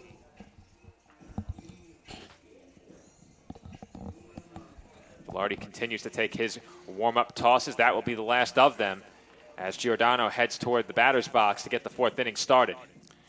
Yeah, 7, 8, 9, Joe, and the last time these guys were up in the order, they all got on base. Of course, it was the beginning of some tough times for Kevin Ryan as he was losing batters, but Giordano walked in the second inning. Garbandia was hit by a pitch in the second inning, and Chidsey got himself an RBI single in the inning as well. And those are the three, at the minimum, that Velarde will face.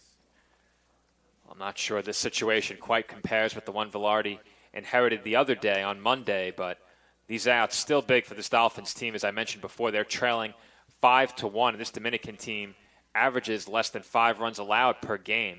The pitching staff that's done a great job this year is the one the Dolphins will have to overcome in order to get this game tied or ultimately take a lead. As Velarde evens up the count at 1 ball and 1 strike with that pitch at the knees. First pitcher of the last 5 to enter this game for the two sides that is not a left-hander. We'll see how that impacts the running game for Dominican College as they've been looking to swipe a base every chance they get. And there's a breaking ball from Velarde in for a called strike 2.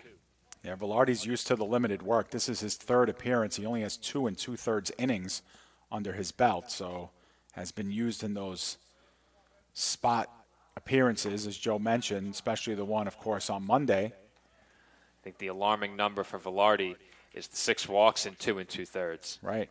Hasn't allowed a hit yet. Right. I was going to say, batting average against him, 0-0-0. So obviously still a very short scope of work, but we'll see.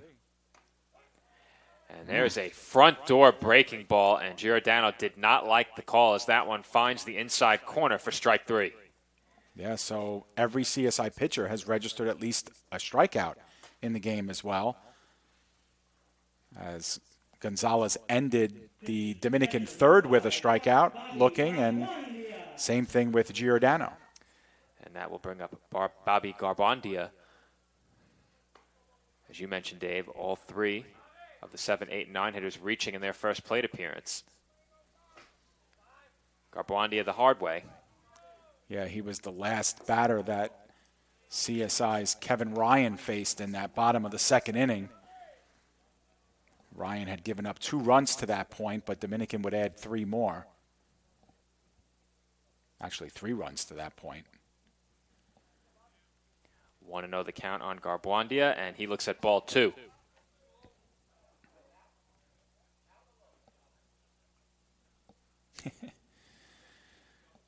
CSI coaching staff wanting to know where that last pitch was, and Mike Morrow asked, was that out or low? And the umpire basically just nodded at him. So I'm not sure that answers the question. I guess it was both. As that one is skied foul over the bleachers. Long strike here, 2-1 is the count. CSI as a campus still not allowing spectators, Joe, as the City University of New York continues to adjust its protocols. So it's just us and the participants here in a very, otherwise, you know, usually at this time, this is a bustling campus, a Wednesday afternoon. We've got the place to ourselves. Way to take the wind out of my sails, Dave, is you know, our viewership has skyrocketed, and when you think about it, yeah, we're doing well. That could be why. I'm not sure who wouldn't want to tune in on the ECC network, our new home, as that one misses low for ball 4. Yeah, so you mentioned with Velarde, that's been the Achilles heel so far, the 6 walks, and now 7 walks in officially 3 full innings of work for Velarde. That's got to be a source of contention for him, something for him to work on. Max Chidsey is the batter now with a runner to work with, and we got to pay attention on the base pads because Dominican has been trying to steal everything in this game. Chidsey does have an RBI single. Very curious to see how the Dolphins handle the runner over at first with a right-hander on the mound. Velarde is going to have to be cognizant of where Garbandia is on the base paths. Dominican has been caught stealing 3 times in this game, although they have stolen a base. Comes the 1-0 from Velarde, and that's hit right back to Nick on the mound, and he sails the ball over the outstretched glove of Cipoletti, but a great job to back it up by Shendi Ulaj, and that saved the Dolphins the advancement of at least one base by each runner, and that error charge to Velarde puts 2 on with 1 out. Yeah, the ball was hit so hard that Velarde had to wait for the shortstop Cipoletti to cover second base, and you could tell that was just too much waiting, and the ball sailed. But, yeah, just as bad as the error was, Joe, was a really great fine play by Shendi Ulaj to be backing up to hold the runner at second base. And a good play by Velarde as well to snag that one, hit right at him, didn't have much time to react, and unfortunately it seems he had too much time to think about that throw and nearly sailed it into center field, and certainly would have if not for Shendi Ulaj backing up. Yeah, and you mentioned on a very tricky day with weather on Monday and wind, the Dolphins with only the 1 error on Monday, but now they're up to 3 here in 3 innings and change. That very well could have gotten Velarde out of the inning had he made that play and made an accurate throw. The ball was hit at him so hard that the time it would have taken for Cipoletti to cover second, I don't think would have prevented them from turning 2. Yeah, that said, if Velarde kind of waves at that one and it goes past him, that's probably a surefire single up the middle too. So, glass half full, glass half empty, depending on your perspective. But either way, runners are at first and second with 1 out, and there's a 3-0 count here coming to Ruzicki.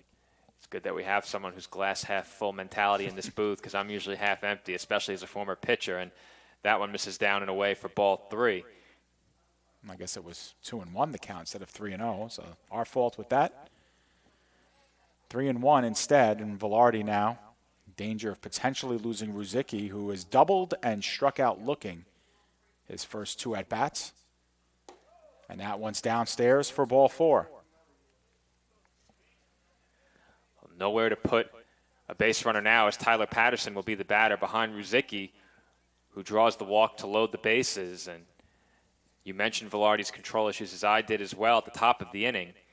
And it appeared as if he would have 1 inning to figure it out, and that will still be the case right now, as that's Pat Daddio visiting him out on the mound. But there is action in the Dolphins' bullpen, and these are going to be some high-pressure pitches, something he's no stranger to after Monday's game.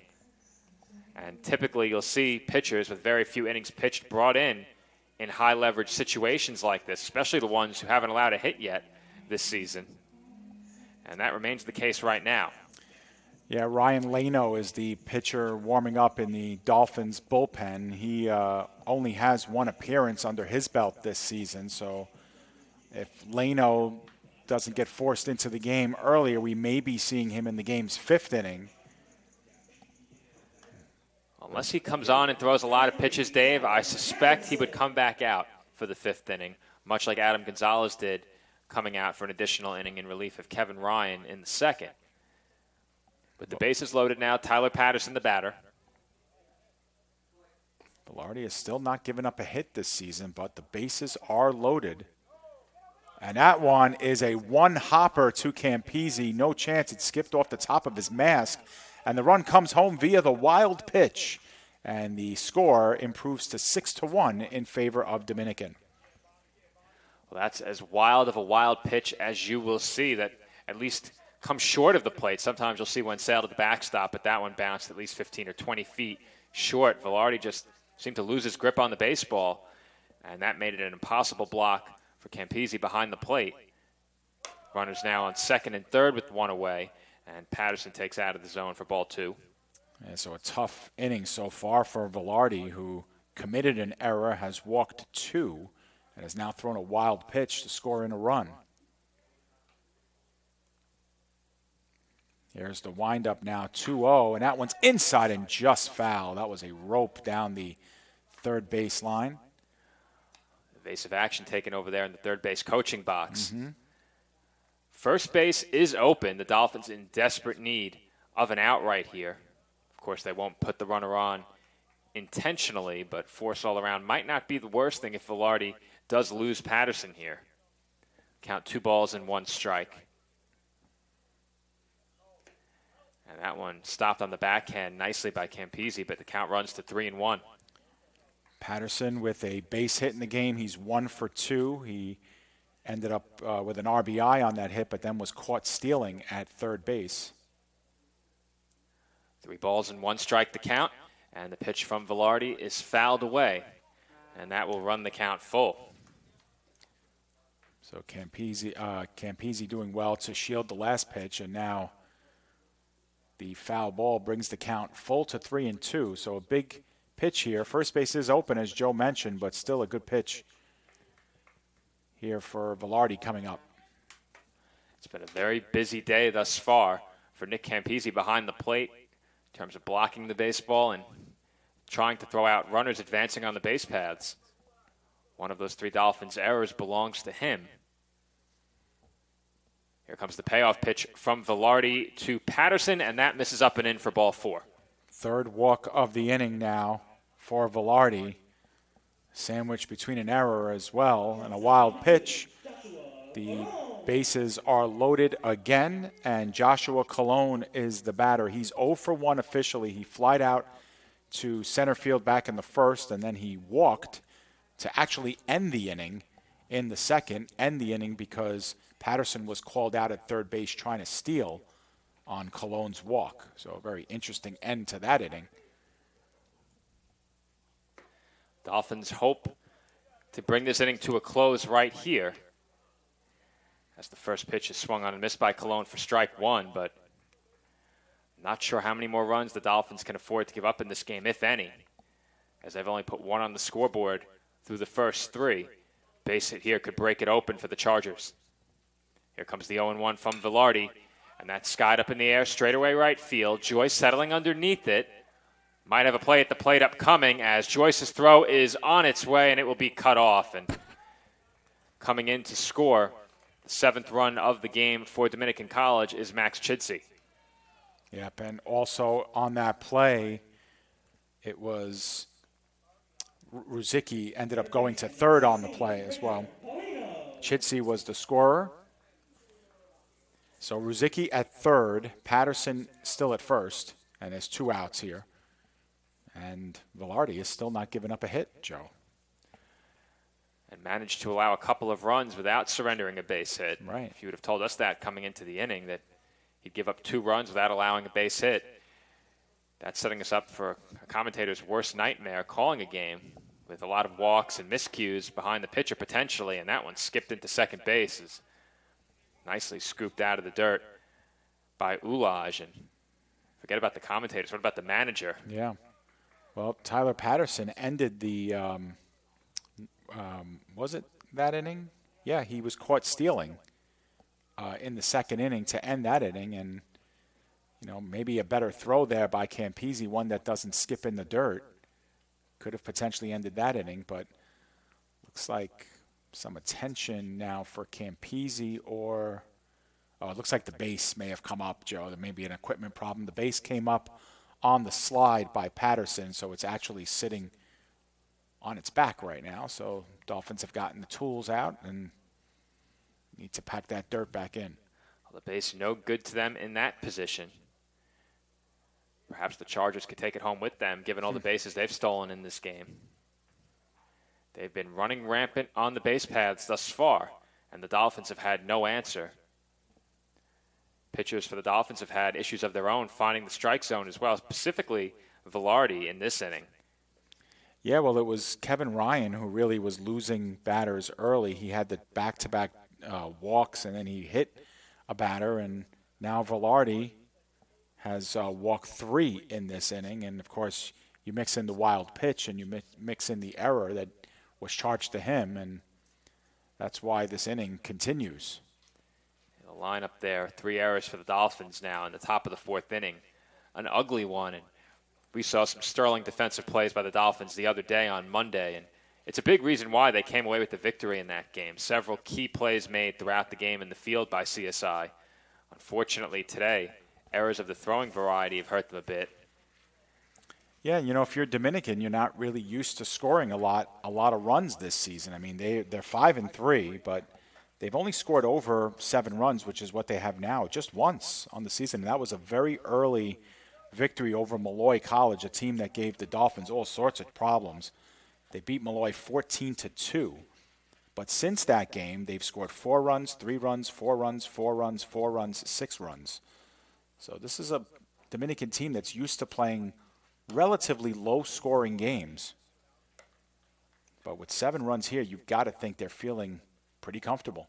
And they absolutely should right now. They've gotten great pitching through the first 3 innings, but to be fair to the Dolphins, the Chargers aren't exactly lighting up the scoreboard in the hit column themselves. They've only out-hit the Dolphins by 2, 5-3 thus far. And once again, Velarde behind in the count, 3-0.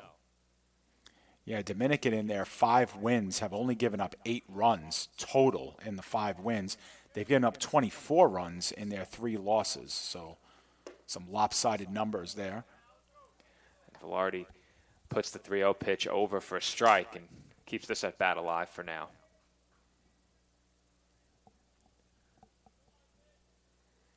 Here comes the 3-1 pitch. That's popped up. Looks like it's going to stay in play for Campisi as he shields his eyes from the sun and makes the catch. That will retire the side, but not before the Chargers put another 2 runs up on the scoreboard. Their lead is now 6. Our score will be 7-1 when we come back for the bottom half of the 4th inning. Wayne State Medical School has been my dream medical school since I was 5. Athletics are important, but so is service, so is research, so is becoming a better person. And we expect you to do well athletically, but don't forget the reason you're here, which is to give back to your community and to get good grades. It was my sophomore indoor season. It was the first year with our new head coach. And he comes in and he's like, we could be a national contending team if you guys work hard. And I heard him and I was like, well, I want to be a national champion. I want to be an All-American. And I bought in because he bought into our team. And I qualified to go to indoor nationals. I decided I wanted it, so I went and grabbed it.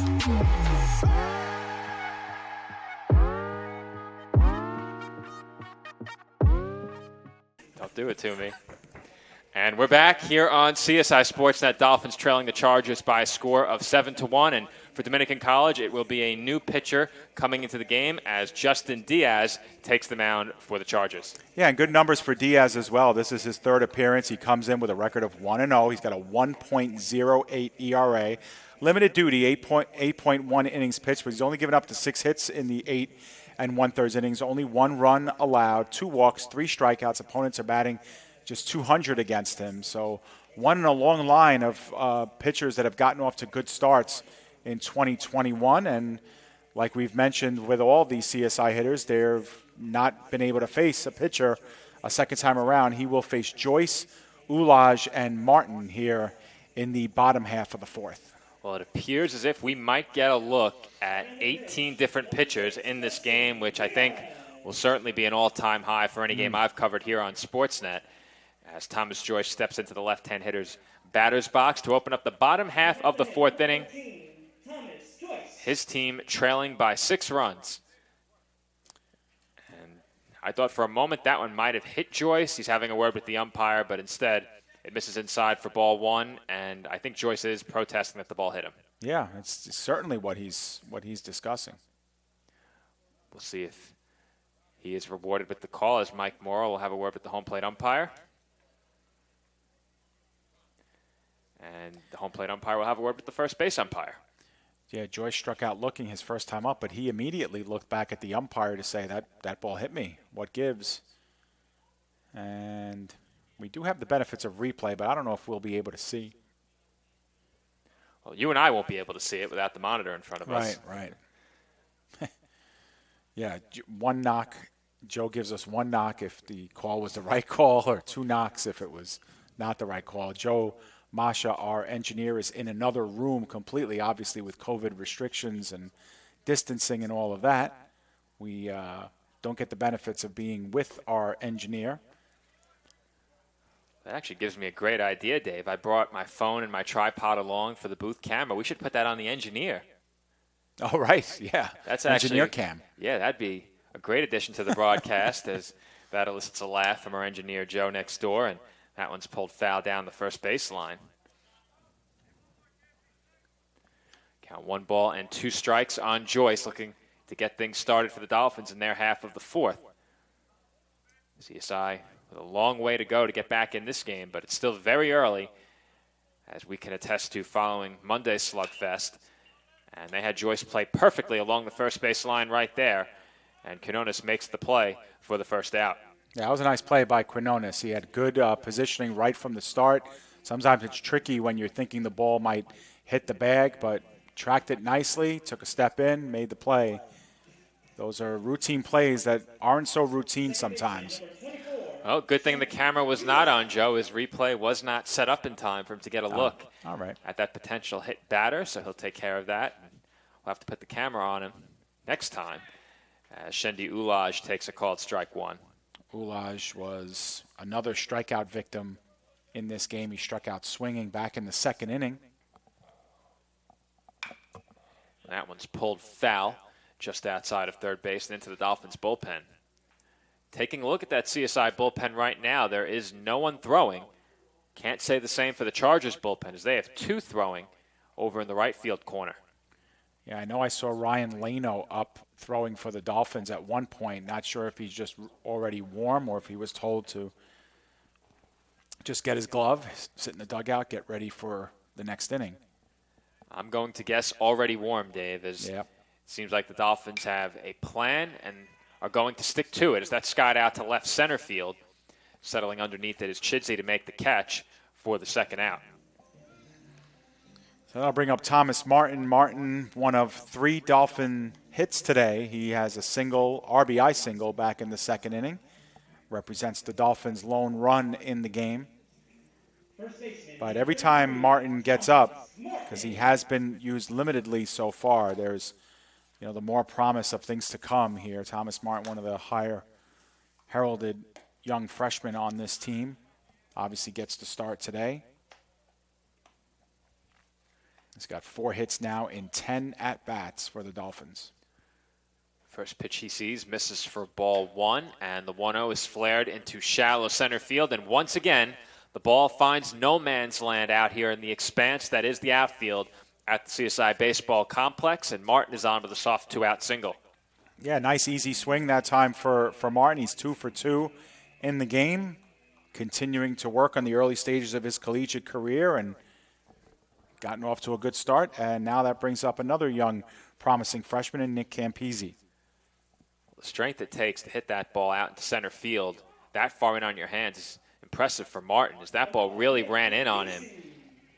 And it is not easy to hit the ball that distance when it gets that far inside on you, but Martin did just that right there, as Campisi looks at outside for ball 1.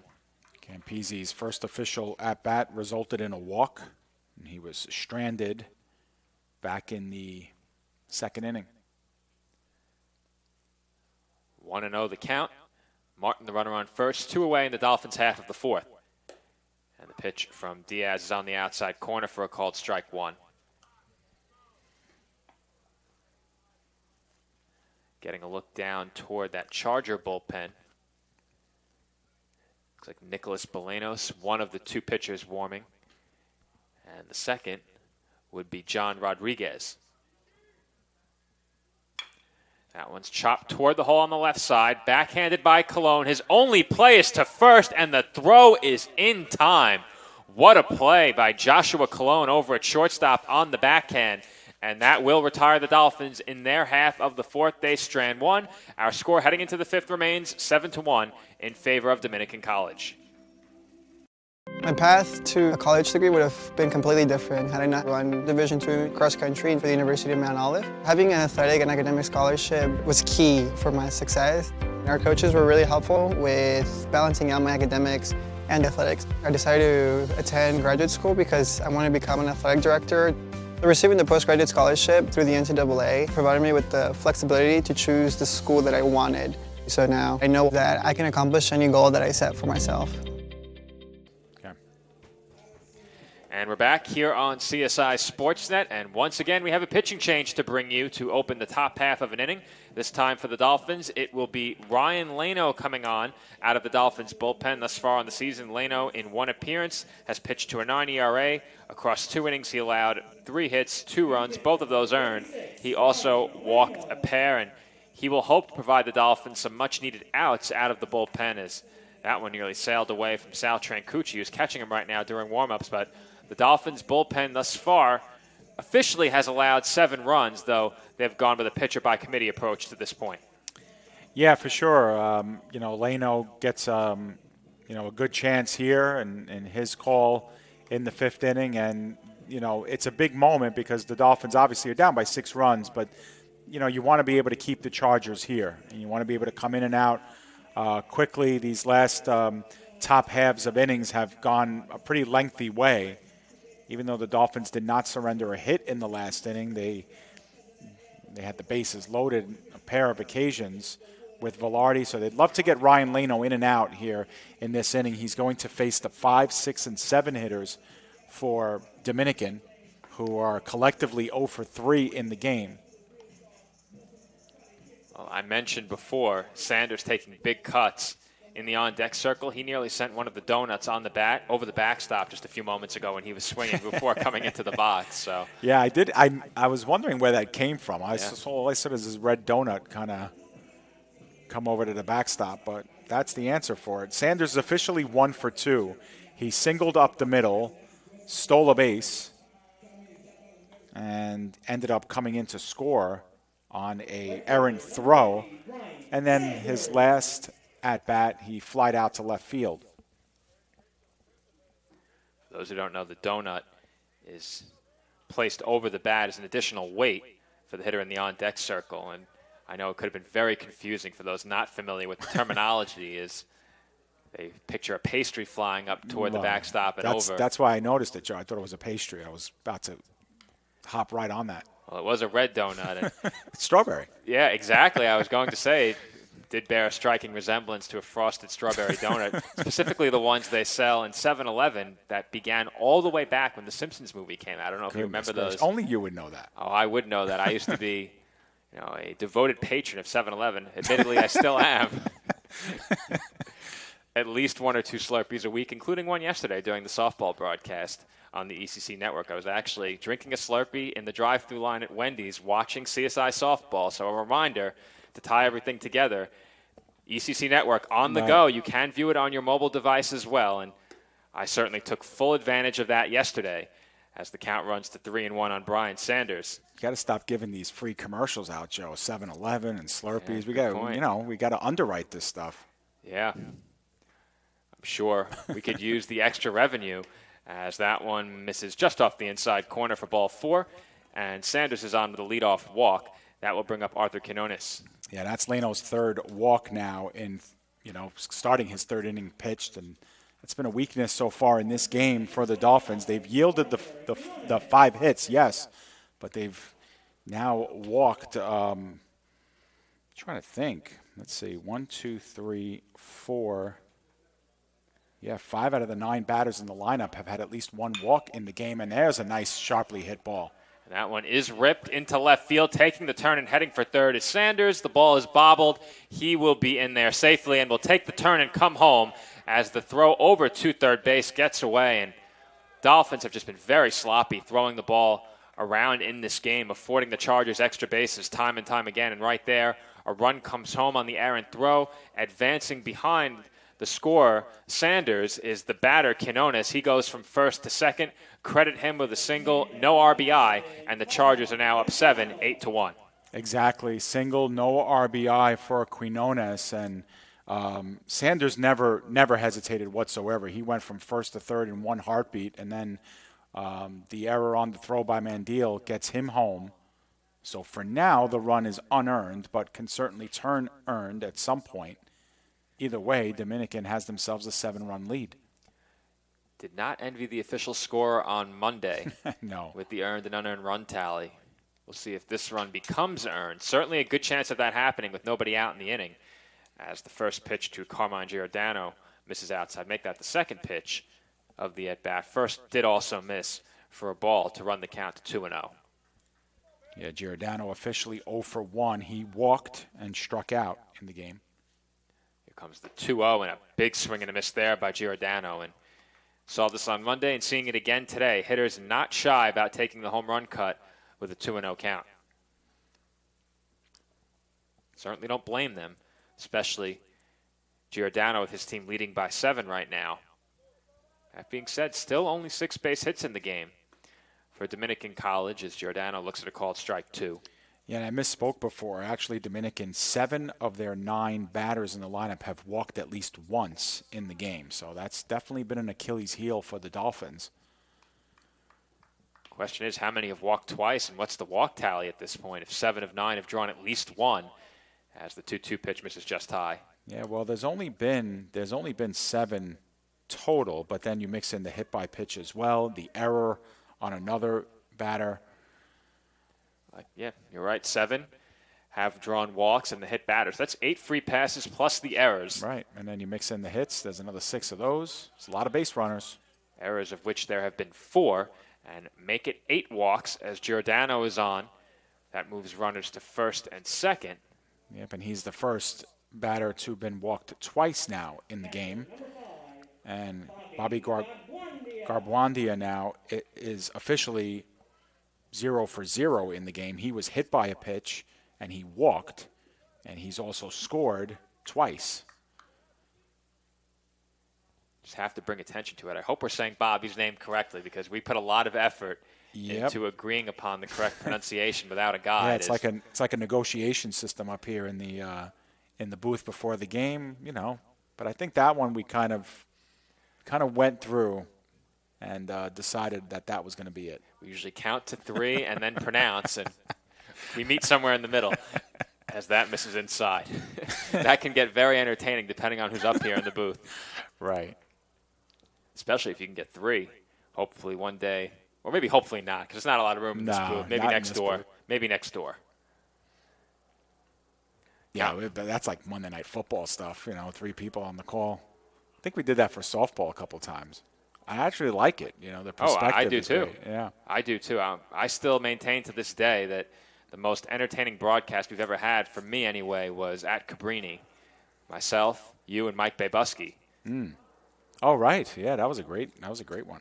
That is an all-time broadcast, only marred by the outcome as the count runs to 2 balls and 2 strikes on Garbuandia.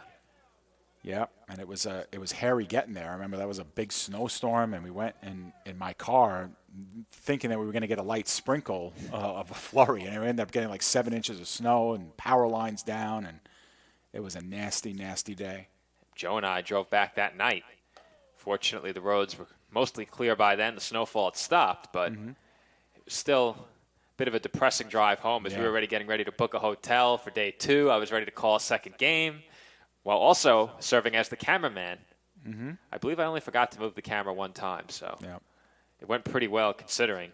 I was locked in on the action as the runners take off on that 3-2 pitch, and it sails up and away for ball 4. So the walks continue to pile up for this Dolphins pitching staff, and I don't see any movement on the top step of the dugout, though there are 2 pitchers warming up in the CSI bullpen.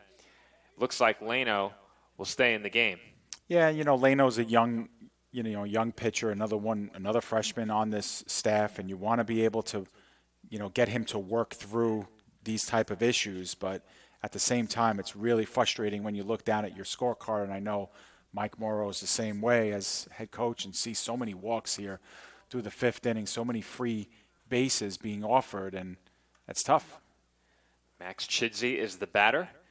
He is 1 for 2, singled and reached on an error, and if you're head coach Mike Morrow in this game, hopefully you come away from it with 2 or 3 arms you can trust. Now, of course, John Esposito pitching extremely well, and Kevin Ryan has a proven track record of success dating back to 2019. But you're hoping that perhaps some of these younger pitchers or pitchers who haven't really gotten an extensive opportunity this season can show you something in this game, so that come these conference doubleheaders, much like the one on tap for Friday, you know who you can turn to late in games in those high-leverage situations for big outs. Oh, you're 100% right, Joe. It's like an open casting call. This is everybody's kind of, this is everybody's chance to prove themselves, so that when there is a big moment, when there's a tie game in the bottom of an 8th inning, who you need to bring in, which right-hander, which left-hander, these innings right here are what make the difference. And there's a 4-pitch walk, and you have to think the end possibly is drawing near for Leno, and I think Mike Morrow was halfway on the field before that ball reached his catcher, as we will indeed have a pitching change. So we'll step aside and take a break. The score 9-0 as the Dolphins force in the 9th run of the game on a walk. When we come back, Chargers will look to add some more to their 8-run lead. Being a champion takes more than talent, more than the perfect pass, more than using your head. Being a champion takes the spirit to always push harder, the ability to overcome any hurdle, and the fire to be the best. Welcome to Division 2, where the pursuit is yours to create. And the question isn't, can you do it? It's, will you?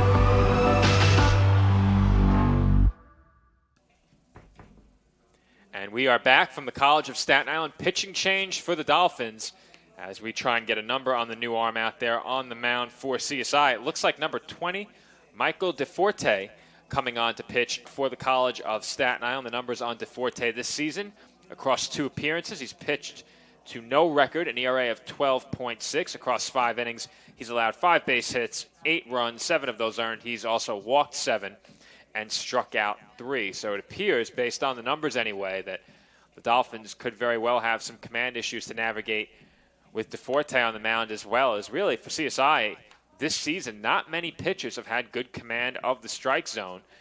The team has issued 49 walks across 48 innings pitched. So the lack of command, not a knock on DeForte, just for the Dolphins as a whole this season. They haven't thrown strikes, and that certainly gives head coach Mike Morrow headaches in the dugout and makes it much more difficult on this Dolphins team. As watching DeForte throw, it appears as if quite a few breaking balls coming amongst these warm-up tosses. And when the action resumes, it will be Ryan Rizicki, the top of the batting order, due up for the Chargers. Still nobody out here in their half of the 5th.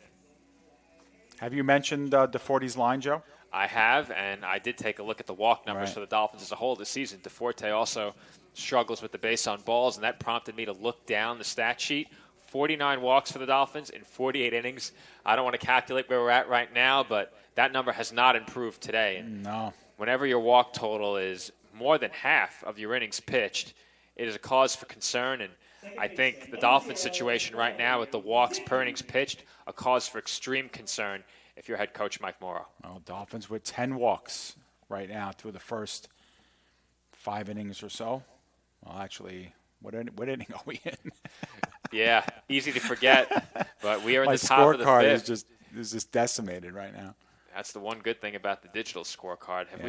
Have we had the Chargers bat around yet? Because that's typically what we have not. We still have we have not. So here's what a clean scorecard looks like with no pen and paper. That looks great. Though I will admit the pitching changes I've been completely off with, so the pitch tallies are going to be completely wrong. Anyway, that one's fouled out toward the parking lot, evening the count at 1 ball and 1 strike. Rizicki officially 1 for 2. He struck out, has doubled and walked. Yeah, and listen, in an 8-run game, DeForte, all he's thinking about now is the batter. I mean, obviously you got to pay attention to the runners, and you don't want anybody to score, but his job is to get an out right now and not to walk in another run. Just attack the hitters, show your stuff, show what you can do, give your defense a chance, start getting some outs. To put it professionally, I think his job coming out of the bullpen is to throw strikes, and to put it more casually, don't walk another batter, please, as that one is fouled straight back.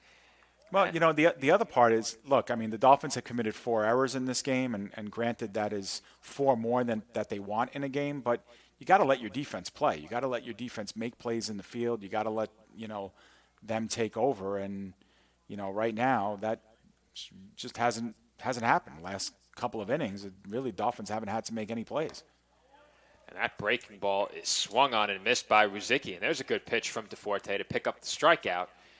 And that is the first out of the inning. That will bring up Tyler Patterson.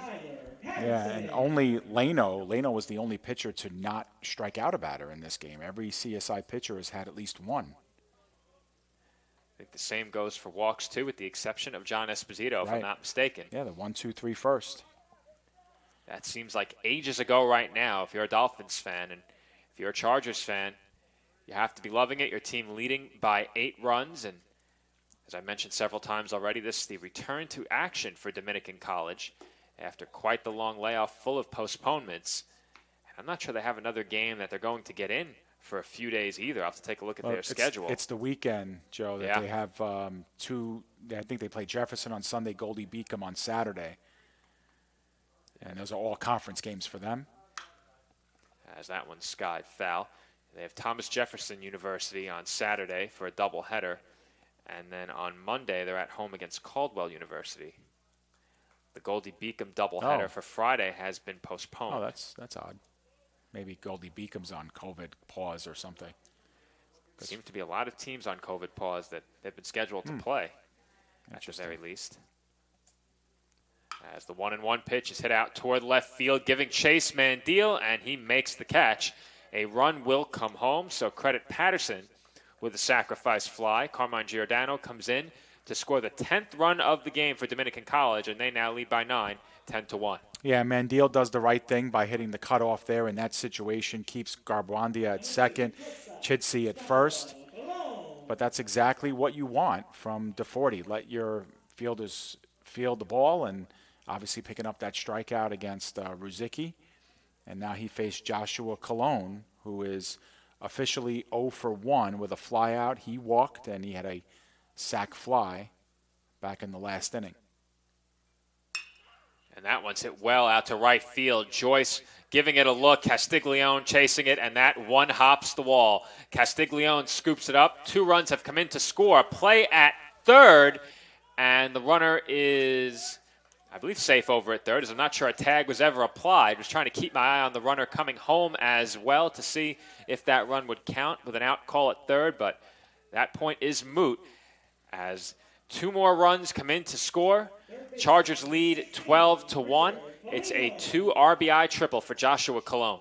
Yeah, that was a gorgeous swing of the bat by Colon. Put it right in that gap where that light post is in right center field. And Castiglione and Joyce were both on their horses trying to get to that one, but the best they can do was try and get a play over at third base. Colon was running out of gas at the end there, but like you mentioned, Joe, no tag applied. And so he's at third base with a sliding triple. And Dominican has blown this one wide open. And that one's hit well out to straightaway center. Castiglione's going to have no chance as he watches it hit the base of the wall. Heading towards second is Paulino. He's in standing with an RBI double. So the score now 13-1 in favor of Dominican.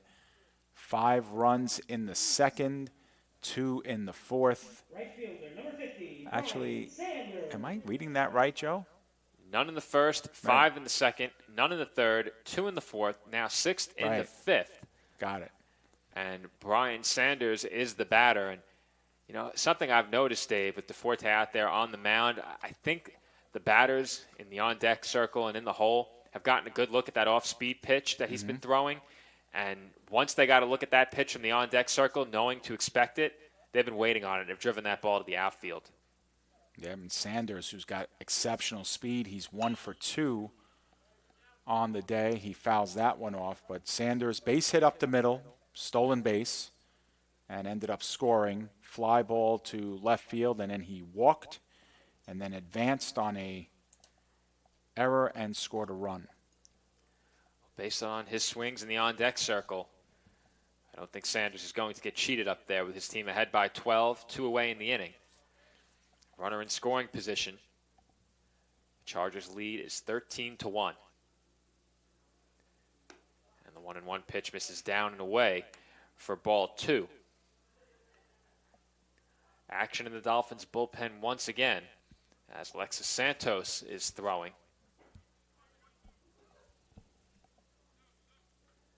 Here comes the 2-1 pitch from DeForte, who takes a couple of looks towards second.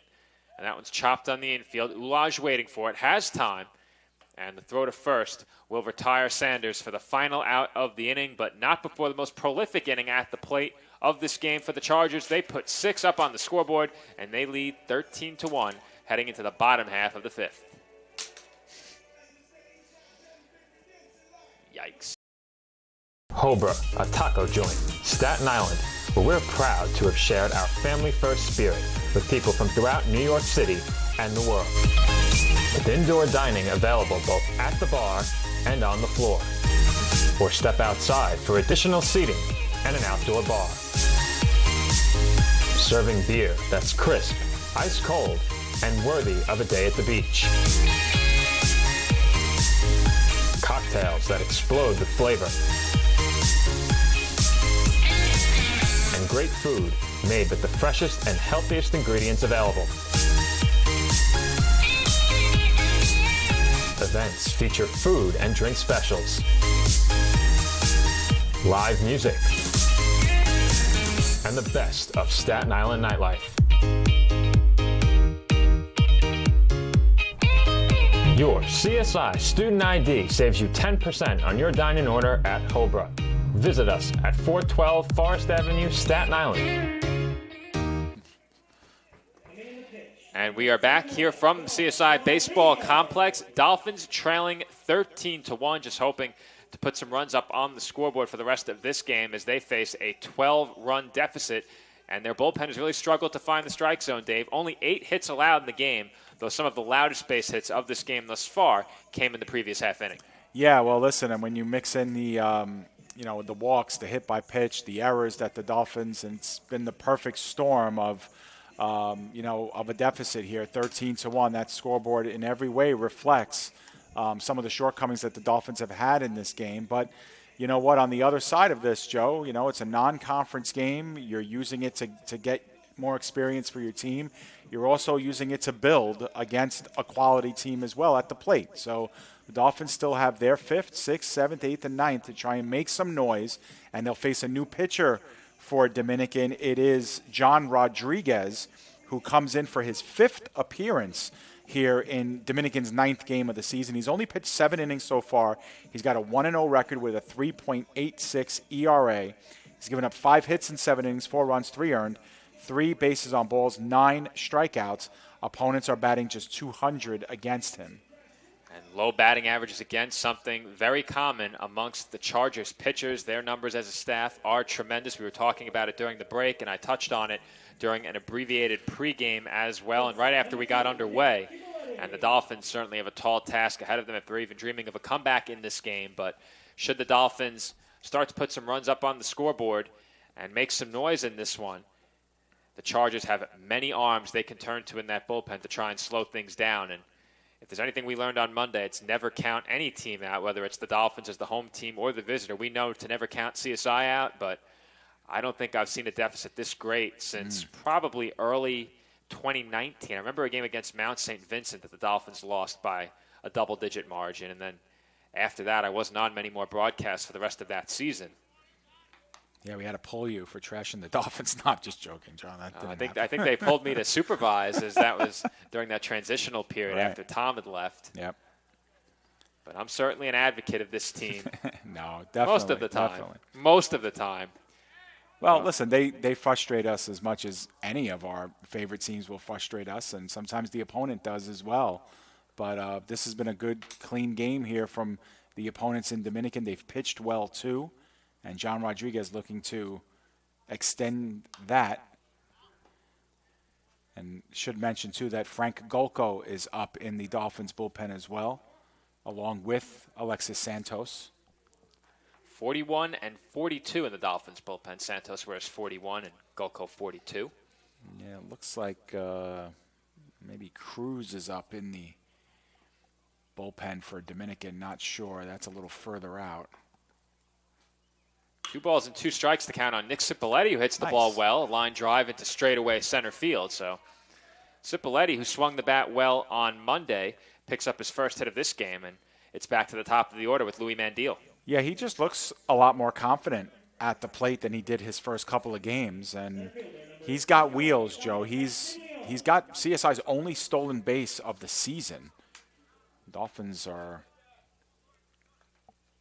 heavily outnumbered in that department, but we'll see. If he tries to give the Dolphins a little bit of a start, Louis Mandil, 0 for 2. And that one's ripped by Mandil foul as that's DeForte out there back in the Dolphins bullpen who had to cover up as that ball was incoming. But you mentioned the increase in confidence for Cipolleti, and with good reason, as he hit the ball very well on Monday, as I mentioned before. And we spoke about it early in this game, that shot he hit in the 10th inning, nearly clearing the left field wall. And if he can combine his stellar defense with the way he swung the bat in the 2 games we've covered here on Sportsnet, looks like he'll have a very bright future as a part of this Dolphins team. Yeah, Mandil, meanwhile, looking for his first hit of the day. He flew out and struck out in the game so far. Shut off his range in the outfield during the previous half inning when he recorded the second out, chasing a ball down in left field. Yeah, Mandil thought that pitch was inside, but hit the corner, and it's now 1-2. Dominic Castiglione on deck. The runner on first is Nick Cipolleti as the batter Louis Mandil awaits the 1-2 pitch. He fights off another one foul.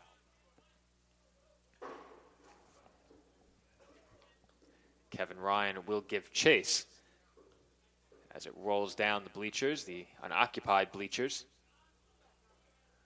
From what I've seen, most sites not allowing fans to this point, though. I think Malloy was one of the exceptions yesterday. Mm-hmm. Right. Allowing a few fans. CSI softball going there for a doubleheader. And hopefully we'll get to see them this weekend as the checked swing is not held up by Mandil, so he's punched out for the first out of the inning, and that will bring up Castiglione. Yeah, so Castiglione comes up. He singled his last time up. He's 1 for 2 officially, smoked one up the middle, and ended up being stranded at third base after a failed pickoff attempt moved him over a couple bases.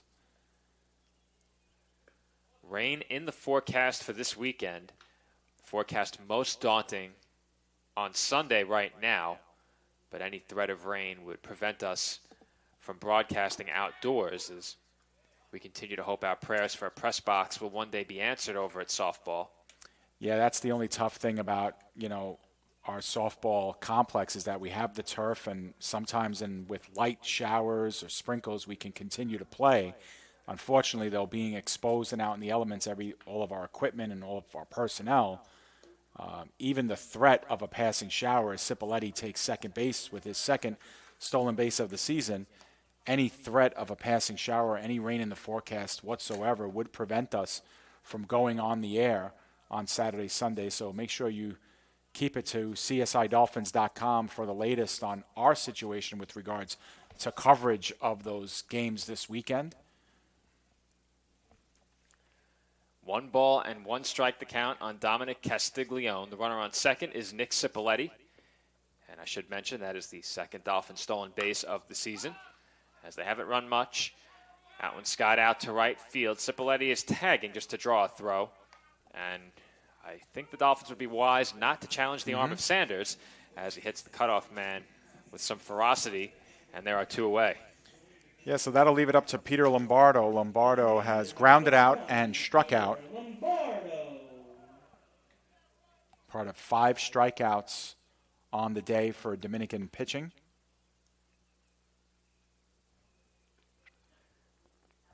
Lombardo looking to pick up Cipolleti in scoring position over at second with 2 outs here in the 5th. Yeah, it seems almost like a meaningless run in a 12-run deficit of a game, but everything's important for the Dolphins because you just want to build those little victories in the middle of games that move you along. There's a checked swing strike on Lombardo who couldn't hold up in time. And what I spoke about before about the pitchers, getting a look at who you can trust coming out of that bullpen in high-leverage situations for big outs, same goes for the hitters.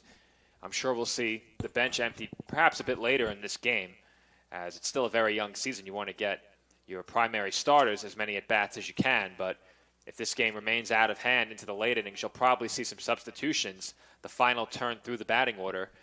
And for those players, it's an opportunity to show head coach Mike Morrow and the rest of the coaching staff what they can do at the plate and perhaps earn themselves some more playing time. Yeah, and the Dolphins as a team are used to going to Myrtle Beach most years, and very many of the last few years, going to Myrtle Beach and playing 8 games in a series of 4 or 5 days in Myrtle Beach, late February, early March. So when you do the math, the Dolphins are in Game 7 right now, and we're in April 6th of the season, April 7th. So right around the 8-game mark is where they'd be kind of the first week in March. I do have to say this would have been one of the few seasons that I thought we'll have to wait until we come back from break, as that one's grounded to short, and Cologne throws out Lombardo for the final out of the inning. Dolphins strand a runner in their half of the fifth. Our score 13-1 when we come back in inning number 6. The Kettle Black on Staten Island, a top 5 wing joint in America by Food and Wine magazine. Serving daily lunch and dinner at the bar or on the floor. Perfect for family and group parties with top shelf drink and delicious food. From great times with good friends. Live sports and watch parties. To Staten Island's hottest nightlife. The Kettle Black features live music and DJs weekly. The Kettle Black features daily and nightly food and drink specials. The best Staten Island has to offer is at the Kettle Black. We'll see you there at the Kettle Black, located on 415 Forest Avenue, Staten Island. Yeah, well, it's... And we are back here on CSI Sportsnet. Top half of the 6th about to get underway, and as has been a common occurrence throughout this game, we have a new pitcher. It will be Alexis Santos coming on for the Dolphins to open up the top half of the 6th inning. And taking a look at the numbers for Santos, an ERA north of 60 across 2 appearances in 2 1/3 innings pitched, 16 hits, 16 runs, all of those earned. He's walked 5 and has not struck out a batter. Opponents hitting at .727 against him. So, Dave, this is a perfect example of a Dolphins pitcher coming out of the bullpen who can really look to get things right in this game. Not a high-pressure situation, a non-conference game. It won't be a team that you see again this season, but it's certainly a game that you can use to get right if you're Santos, and the Dolphins will hope to take a positive like that from this game. Yeah, and the thing that Santos has to his advantage is that, from the bullpen, he's been able to watch the hitters. I mean, they haven't done any adjusting to lineup, so you know what these guys can do. You know what the power they possess. You know if they like to pull, or, obviously you know what they like to do when they're on the base paths. So you have that under your belt, and you're right. I mean, we know Santos as a much finer pitcher than what he showed so far in limited duties, obviously, against very good, offensive teams. But this is another freshman pitcher who showed a lot of promise in 2019. And again, 2020 wiped away. And technically his 3rd year with the team, but his 2nd as an athlete. And you want to think that he can make that next step, that next progression. And we'll see what he could show us here in another appearance for him. As Joe mentioned, this now his 3rd appearance of the season. Well, Dave, I think the one caveat with your point of him getting a look at these hitters from the bullpen is that many of his predecessors who have pitched for the Dolphins in this game have not forced the hitters to swing the bat. A lot of these hitters have kept the bat on their shoulder and drawn walks. They've been issued free passes time and time again. I think the Dolphins have now hit 2 batters, if I'm not mistaken. I could be wrong there, but regardless, no, it's still 1. But if you are the Dolphins right now, you want Santos to come out of the bullpen and throw strikes. And right there, he misses with his first pitch to Arthur Quinones for ball 1. But you don't want to see another inning with 2 or 3 walks, which unfortunately for this team over the last couple of games has become the norm. Yeah, and Santos is averaging about 2 walks per inning so far. Again, short body of work, but facing a very patient lineup, as Joe mentioned, even with the big lead. They have been patient, have waited for their pitches. Quinones is one of the players who has walked at least once. He's 1 for 2 officially, has added a single to that and a run scored. And he's also struck out looking in the game. A patient lineup and a prolific lineup, hitting at .293 on the season, and on-base percentage of .392 for the Chargers collectively as a team. Yeah, and then when you mix in how much they like to run on the base pads, they're a handful for any pitching out there. No doubt about it, and they make the most of these free passes when they're out there on the base paths. swiping one base after another as Joyce got turned around by that ball, but makes the play nicely for the first out of the inning.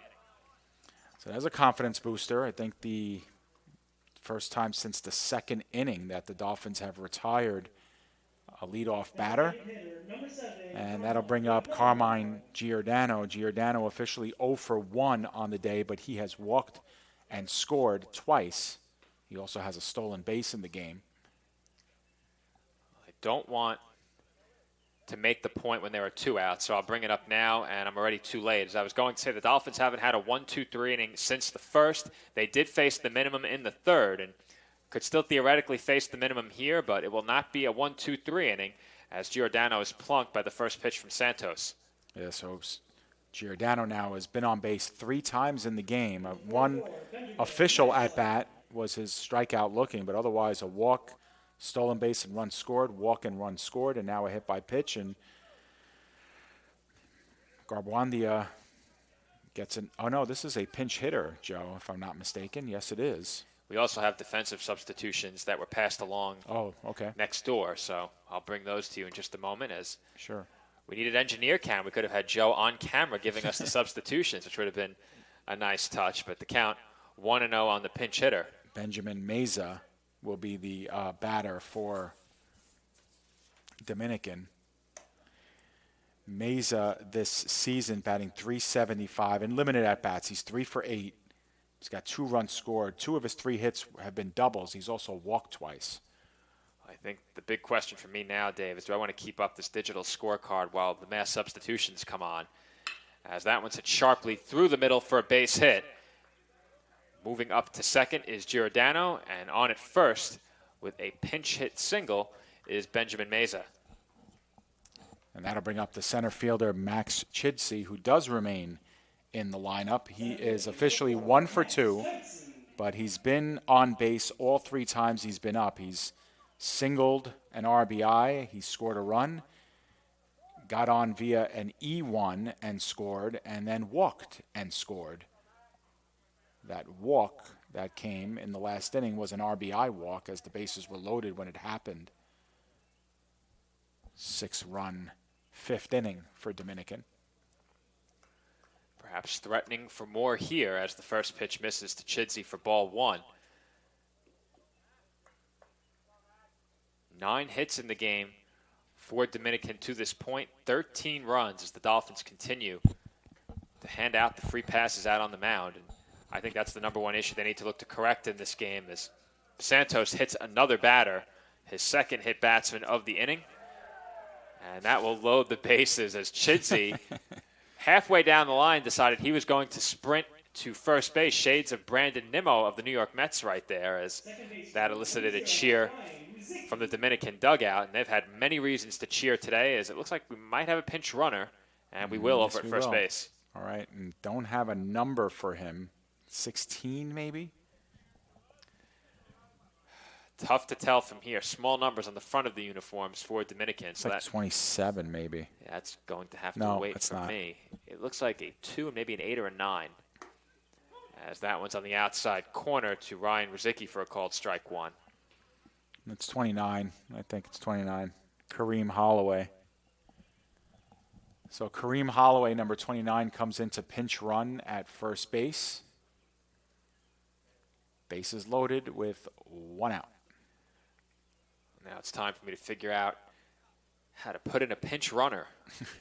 Well, Rizicki, while you look for that, is 1 for 3. His 1 hit was a 2 RBI double. He's also scored a run. He's been walked in the game as well. Aside from that, though, a strikeout looking, a strikeout swinging. We got it, Dave. As the count is 1 ball and 1 strike on Rizicki. Bases loaded with Chargers, 1 away. In the Dominican half of the 6th, corners in for the Dolphins infield. And that's on the outside corner for a called strike 2. Just trying to look at my scorecard to see how many times the bases have been loaded for the Chargers in this game, but I think I'm going to come up empty in that site. I know they had the bases loaded in the 2nd inning. I believe they had it in the 3rd, in the 4th. That's a lot of base runners, to put it mildly, in this game for the Chargers. And well, you have 10 walks at this point, 3 hit by pitch. It's a tough, crooked line for the pitchers here in this Dolphins team, and as the count goes to 2-2. The runner on third, Giordano on second. Pinch hitter Benjamin Meza, who singled. And Kareem Holloway, a pinch runner standing over at first base. He replaced Max Chidsey, who was hit by a pitch. Exited the game with some flares. That one's ripped into left field for a base hit. 1 run will come in to score. Held at third is Meza, and it's an RBI single for Ryan Rizicki.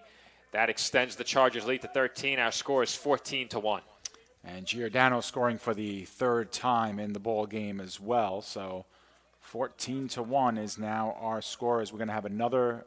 Nope, sorry, misspoke. Tyler Patterson will be the hitter. Patterson today officially 1 for 2.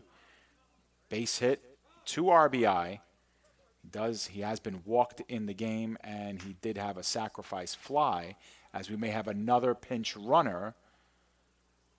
And we'll see if we can get a number here. Number 1, Joe? I think it's 1, which would be Christopher Palmieri. Christopher Palmieri is at first base to replace Patterson. And before I mentioned, when I said Chidsey exited with flair, I was referring to his sprint down the first baseline and almost headed straight into the dugout after that as a pinch runner came on quickly. And there's a huge swing right there by Patterson, making a bid for the grand slam. 2 in the second, 5 in the second, 2 in the fourth, 6 in the fifth, and now 1 here in the 6th. Fortunately for the Dolphins, this game reminiscent of one of their early season games at Malloy. I believe that was the season opener. Yep. Dolphins had hoped that would be the last time a crooked number like that showed up on the scoreboard, but they've put up many crooked numbers of their own at the plate as well. And as you said during our broadcast on Monday, we joked about it before coming on the air ahead of today's quote-unquote kickoff. A lot of football scores being put up here at the CSI Baseball Complex. Fortunately for the Dolphins, they've contributed their share of runs to most of those outcomes as well. Unfortunately, not so in this one, as right now it's 2 touchdowns for the Chargers and an impossible 1 for the Dolphins if you're looking at it from a football points scored perspective. Yeah, but you look at that 3-game series with Bridgeport, the Dolphins fell 17-10 and 13-10, so eerie reminder of football games. And then, of course, the 14-13 win on Monday. That was the trifecta right there. A very entertaining series if you caught all of those games on the ECC network. Reminder to always tune in, as right now no spectators here at the College of Staten Island. 1 ball and 2 strikes the count on Tyler Patterson. Long look in from Santos, and time is called. You can always get a sense of when that's coming after the pitcher takes a long look towards home. Patterson not wanting to wait any longer. Here comes the 1-2 pitch. And that is ripped and through into left field under the glove of Santiago. 2 more runs come in to score. And it is now a 16-1 Chargers lead. Yeah, this is a tough one, and it's getting even tougher here. 16-1, as you mentioned. Campisi going in to talk with Santos. Joshua Colon will be the batter as he stays in the game. Doesn't look like Dominican is going to bring in a pinch runner for Patterson. Colon, meanwhile, his last at-bat scored a 2 RBI triple, his first hit of the game. Otherwise, he is officially 1 for 2. He flied out. He's walked. He hit a sac fly RBI. And got some kind of change here. Right, Joe? I mean, it certainly appeared that way with the home plate umpire writing something down on what appeared to be a lineup card, but not quite sure, as I didn't see any pinch runner or pinch hitter. So it is Joshua Colon who will take his turn at bat He's hitting out of the number 3 spot in the Chargers batting order. His team ahead by 15 runs as that one's fouled back. The Chargers have hit the ball as well as they have all afternoon, the last couple of innings. And the first 7 runs of the game that came home, a lot of that had to do with stolen bases and free passes. But the last couple of innings, I believe it's 6 hits now for Dominican College, and they don't show any signs of slowing down at the plate. Yeah, so Dominican has definitely hit their high water mark for this season in terms of runs scored. It was 14 coming into the game. And they're up over that here in the 6th. And that one's fouled straight back, so it's 0-2 count for Santos as Colon looks to stay alive in this at bat.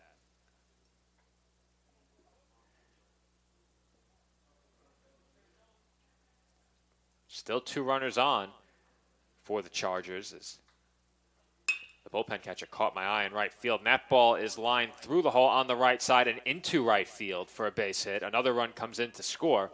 And it's 17-1 Chargers, as I was mentioning the bullpen catcher, because a ball had gotten loose onto the field from the Chargers bullpen. And that immediately caught my eye in the right field corner. And soon after, that RBI single line straight through the right side by Joshua Colon. That drives in Palmieri, the pinch runner from second, advances Tyler Patterson to third, and that will bring up Richard Paulino. Yep, Paulino is 2 for 4. He's got a single and a double in the game. He does have an RBI. Was caught stealing earlier in the game.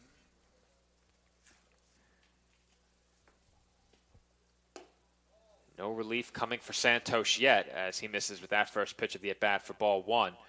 We mentioned Frank Gulko was throwing in the Dolphins bullpen. Gulko did pitch on Monday. As the 1-0 is upcoming from Santos. That's it out to straightaway right. Once again, Joyce has to shield his eyes from the sun. And that will be deep enough to bring home the 18th run of the game for the Chargers, who now lead 18-1. Holding over at first base is Colon. That was Tyler Patterson coming in with the run from third. Credit sacrifice fly to Richard Paulino. And Brian Sanders will be the batter. Yeah, and if Sanders is allowed to finish his at-bat, the Dominican College team would have batted around in this inning as well. 4 hits in the inning for the Chargers, all singles. A couple of hit batters in the inning as well, and Sanders comes up now officially 1 for 3 on the day. He has a single, and he's been walked, and he had a fly out and a ground out. Does have a run scored in the game, 2 runs scored in the game. A lot of filled-in diamonds here on my virtual scorecard as Chargers have really put up crooked numbers now in 3 innings in this game out of the 6. 5 in the second, 6 in the 5th, and 5 in the 6th. As the 1-1 pitch misses off the outside corner for ball 2.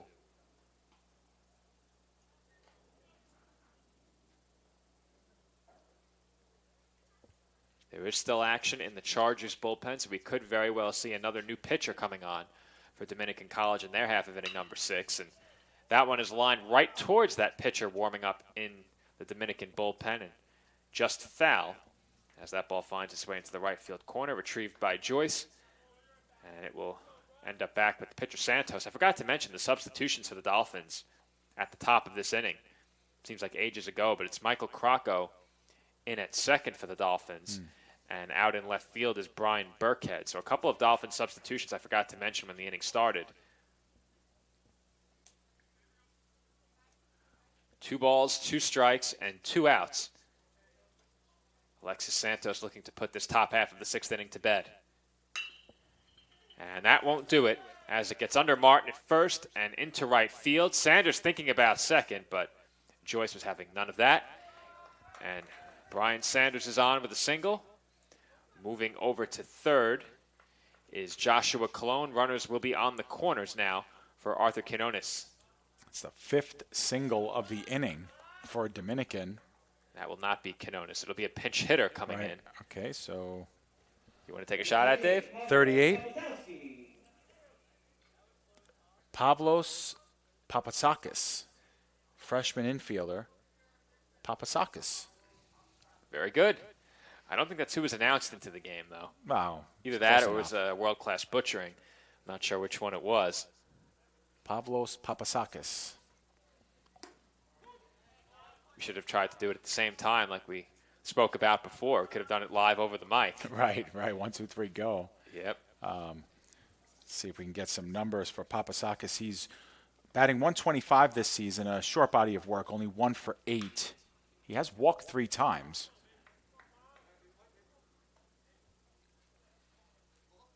Wants to join the party here for the Chargers.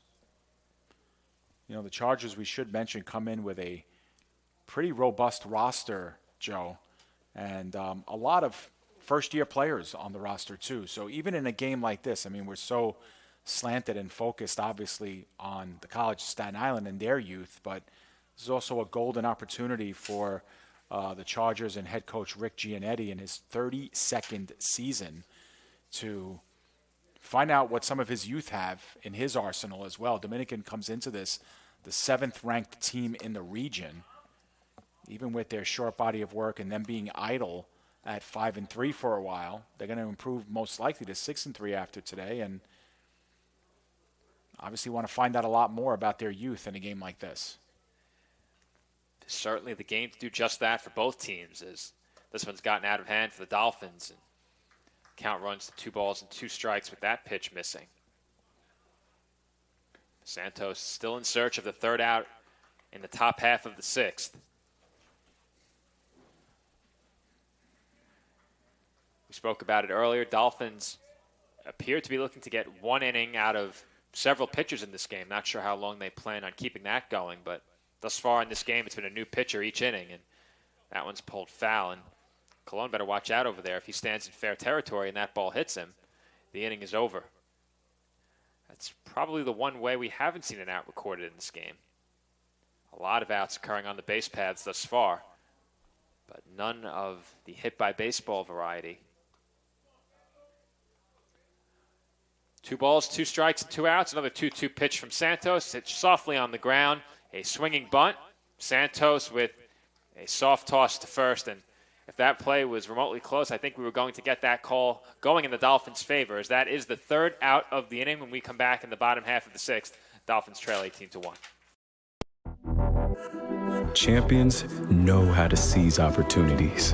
When they see moments of greatness unfold right before their eyes, they push as hard as they possibly can, and then they push harder.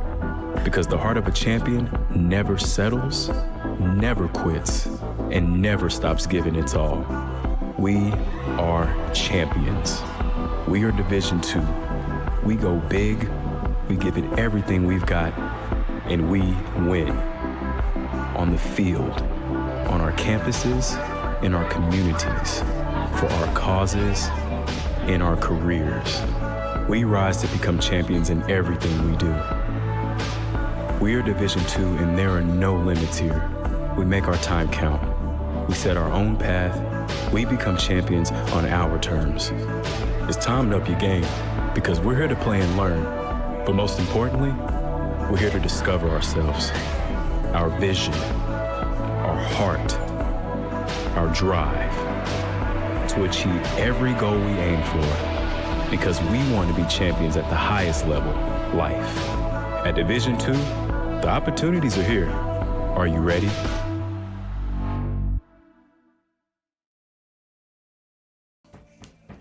And we're back here from the CSI Baseball Complex. Dolphins trail big. Our score 18-1 heading into the bottom half of the 6th. It will be another new pitcher coming in for the Chargers. And it will be Nicholas Bolanos coming in for Dominican College. Numbers on the season for Bolanos. Across only 1 appearance, he has pitched to a 6.75 ERA in 2 2/3 innings. He's allowed 4 base hits, 2 runs, both of those earned.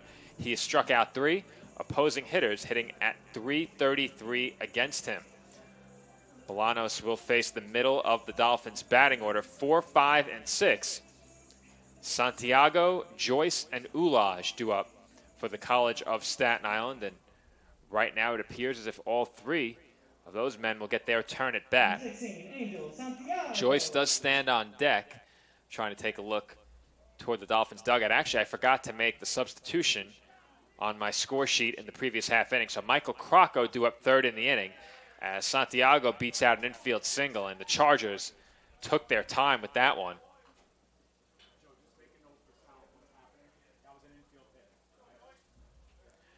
Thomas Joyce will step into the box. Have to input that Santiago base hit, so just a moment. Thomas Joyce.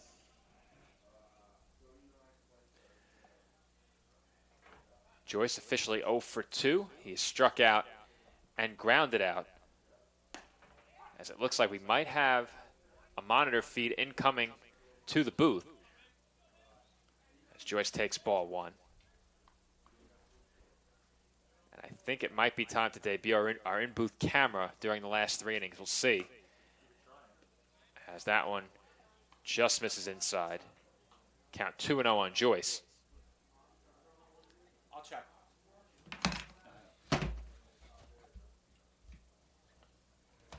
Make that 1 ball and 1 strike as the count is corrected up on the scoreboard.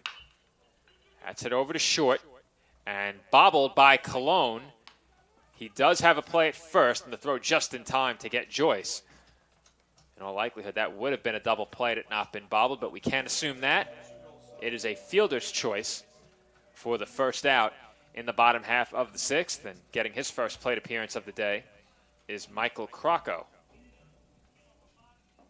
Number 4, Michael Crocco. Get the numbers on Crocco in just a moment.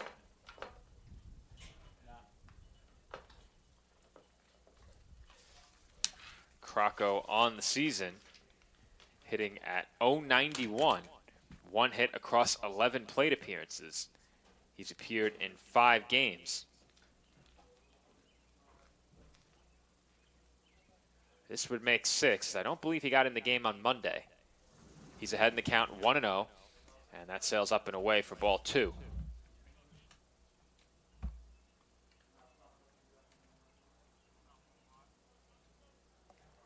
Two and 0 the count on Crocco. Santiago stands over at second. Runners in scoring position have been few and far between for the Dolphins in this game, and that one finds the inside corner for a called strike 1.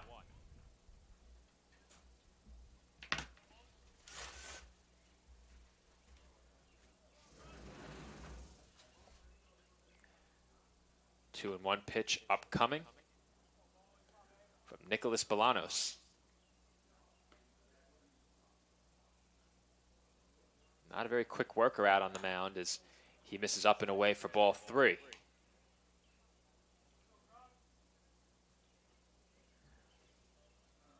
First base is open, but that not much of a concern to the Chargers right now, who are just looking for the final 12 outs in this game.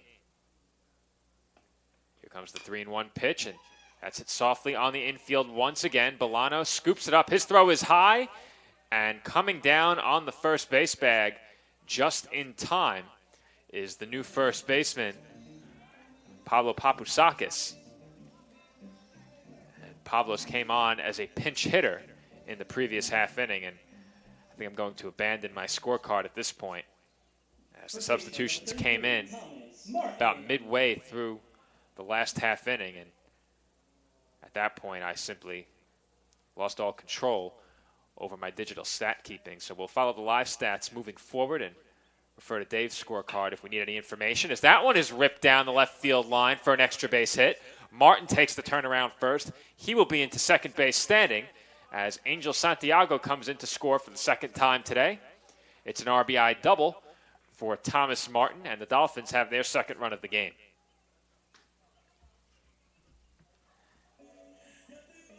That will bring up a Dolphins pinch hitter, as it will be Alan Morrell. 17, Alan Morrell.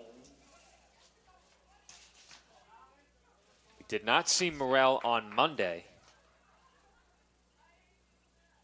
but on the season, I don't believe he's had more than a couple of at-bats, and that would be correct. Only 2 plate appearances for Morrell. He's 0 for 2. That's in 2 official plate appearances. He has gotten 3 at-bats thus far. and has reached base in one of those 3 plate appearances. That was on a walk. So the right-handed hitting Morel getting an opportunity with a runner in scoring position. And the Dolphins freshman will look to tally his first RBI of the year. And he will foul that one away on a half swing. And the count runs to no balls and 2 strikes.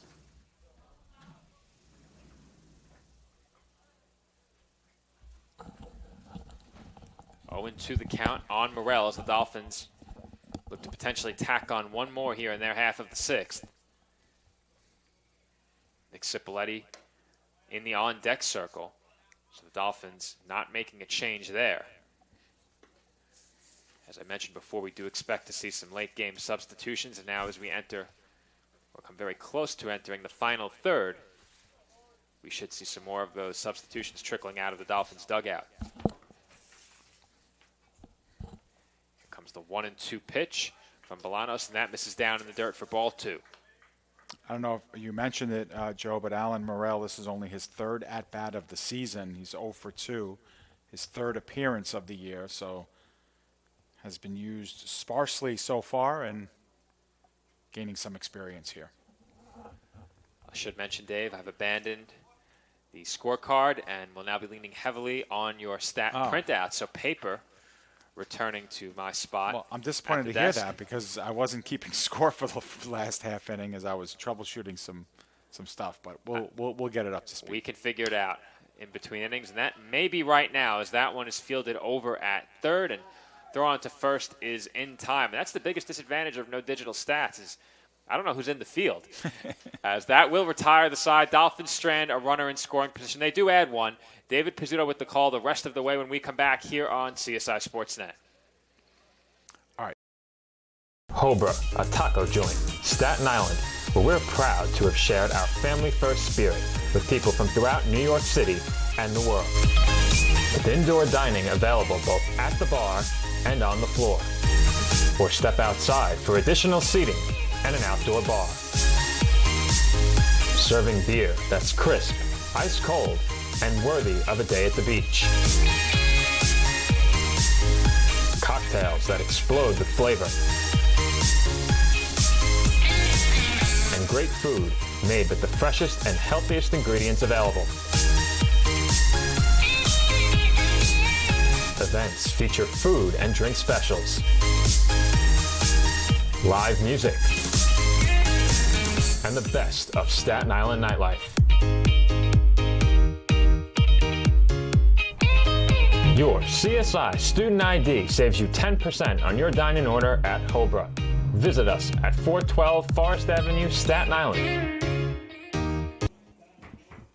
And we are back from the College of Staten Island. Dave rejoins me in the booth in just a couple of minutes. He's getting the official scoring from that last inning as my digital scorecard became too much of a wreck to continue on. But for the Dolphins, they trail 18-2 after adding a run in the bottom half of the 6th inning, and it will be another new pitcher for the Dolphins to open the 7th as we get another look at Frank Gulko. Gulko did get into the game on Monday, but that outing did not go well, and he did strike out the first batter he faced in that game, but from that point forward, things really spiraled out of control for Gulko, and he was ultimately chased from that game.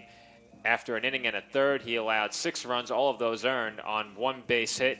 He walked 5 and struck out a pair, but Gulko, one of a couple of Dolphins who came on later in that game and really struggled out of the bullpen, allowing Bridgeport University to get back in it and ultimately take the lead 12-11. But the Dolphins did come back and won the game 14-13 in extras. So for CSI, another gutsy performance on Monday when it appeared as if they might get demoralized following the surrendering of a 5-run lead, trailed 12-11 after leading 9-4. But that thrilling victory seems like a long time ago now as they trail big on this day. And leading things off for Dominican College in their half of the 7th is Nathaniel Slotkin. So another Chargers substitution late in this game. Heading the count 3-0 here is Slotkin, and the Dolphins, I'm sure, from anyone they bring out of that bullpen, want to see strikes thrown. Golko had some command issues on Mondays. He pours over that 3-0 fastball for a strike. And those command issues putting him behind in the count, resulting in walks, of course, but also allowing hitters from the Purple Knights to get good 2-0 and 3-0 swings on him. Falling behind proved to be his downfall as he issues another walk here. And I should note also on Monday that the Bridgeport dugout, with every pitch out of the strike zone, certainly getting on Golko, not directly addressing him with any words, but making a lot of noise and potentially rattling the young Dolphins pitcher. As Benjamin Meza will get his second at bat after he came on as a pinch hitter. And Meza takes a called strike one.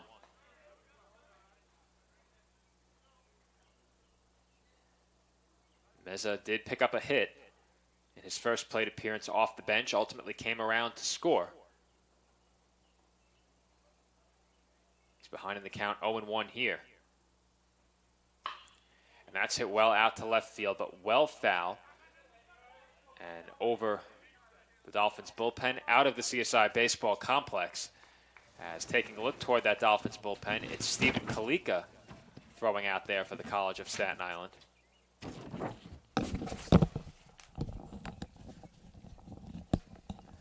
And Dave is back in the booth.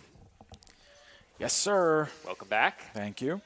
Thank you, thank you. And thank you for the stats printout, as I don't even want to try and read what I had there on my scorecard. A lot of numbers there, a lot fewer here, if you can believe that. So Golko remains ahead in the count on Meza, 1 ball and 2 strikes. The runner over at first is Slotkin. And that one's fouled away. Have to admit, every time a foul ball finds its way towards that parking lot, I try and envision where my car factors in and everything, and hope that the ball doesn't get anywhere near there. As a Dolphins fan, the last thing I want to see following the conclusion of this game is that I have a shattered windshield, as well as potentially a Dolphins loss, and we certainly appear headed in that direction right now, as the Chargers emphatically returning to action today with 18 runs up on the scoreboard. Yeah, taking some anger out from the inactivity as Meza goes down on strikes. So Golko records a strikeout following the walk, and see if Christian Filsami, I believe, right? Yes. Okay. Another wicked hook from Golko there, too, on that last pitch. Has a great curveball, but the command is just not there right now. That one's a little bit up high for a ball.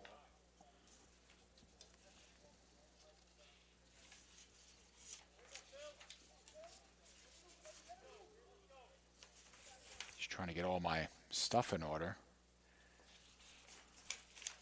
A lot of paper scattered across the commentary desk here. Yeah. Thankfully, the wind not scattering them any further, as with the windows open, that's a possibility, but over at softball, it is a certainty. Can't escape it outdoors. We hope to be back with you this weekend outdoors, but before that, we do have a baseball doubleheader on Friday as the Dolphins take on St. Thomas Aquinas in another East Coast Conference matchup. Meanwhile, for Filsami, Christian Filsami, he is 2 for 4 on the season. His 5th at-bat here as he takes over for Max Chidsey. Came in as a pinch runner in the last inning. And that one is lined to straightaway right field. Joyce plays it on a hop. Now 2 on once again for the Chargers, and they've shown no signs of letting up in this game, as they've taken good swings and put together good at-bats all the way through, not giving away any outs at the plate. The only outs they've given away in this one have been on the bases, and those came much earlier in the game, and right now seem like a distant memory. Yeah, so this will be Christopher Palmieri up who scored a run as a pinch runner the last time he was able to come in place of Ryan Ruzicki.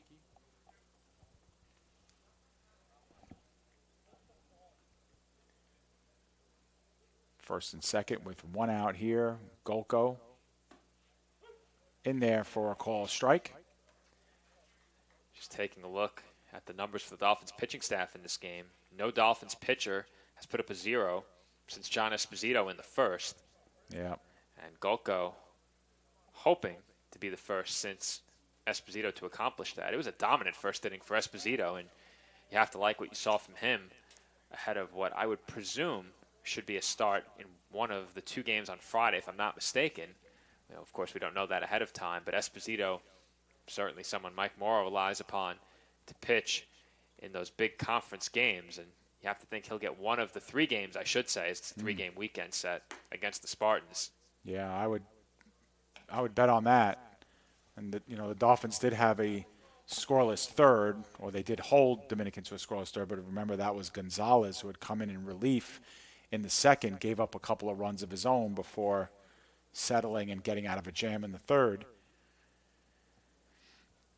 But other than that, Dominican has really put some numbers up on the board, and there's another one that is going to fall. That's going to be a base hit, as Castiglione did all he could to try and chase that one down. Couldn't corral it. 1 run will score, and it's now a 19-2 ball game. And Castiglione's come within a few threads on that glove of making 2 excellent diving catches in the outfield, and that one certainly would have yielded the Dolphins a double play, as neither the runner on first or second taking a look back to see if that ball was going to be caught. But as it stands, another run comes home for the Chargers, who now lead by 17.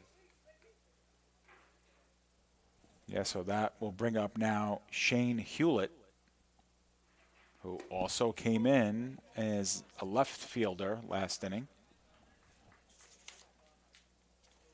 Shane is also a freshman from Deer Park, New York, and looking to continue the hit parade here. 15 hits now Dominican has in this game.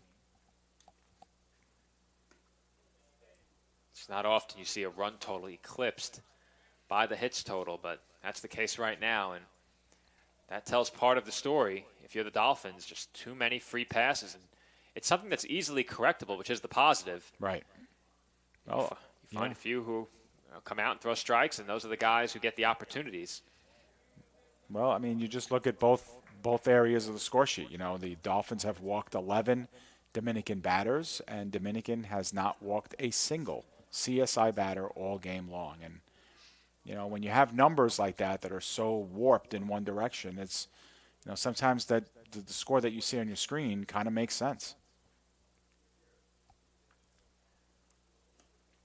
Dolphins typically a powerhouse within the CUNYAC during their time as a Division III program, and it's simply not something we're accustomed to seeing here on Sportsnet. We've seen some crooked numbers before, but nothing quite like this here at home anyway.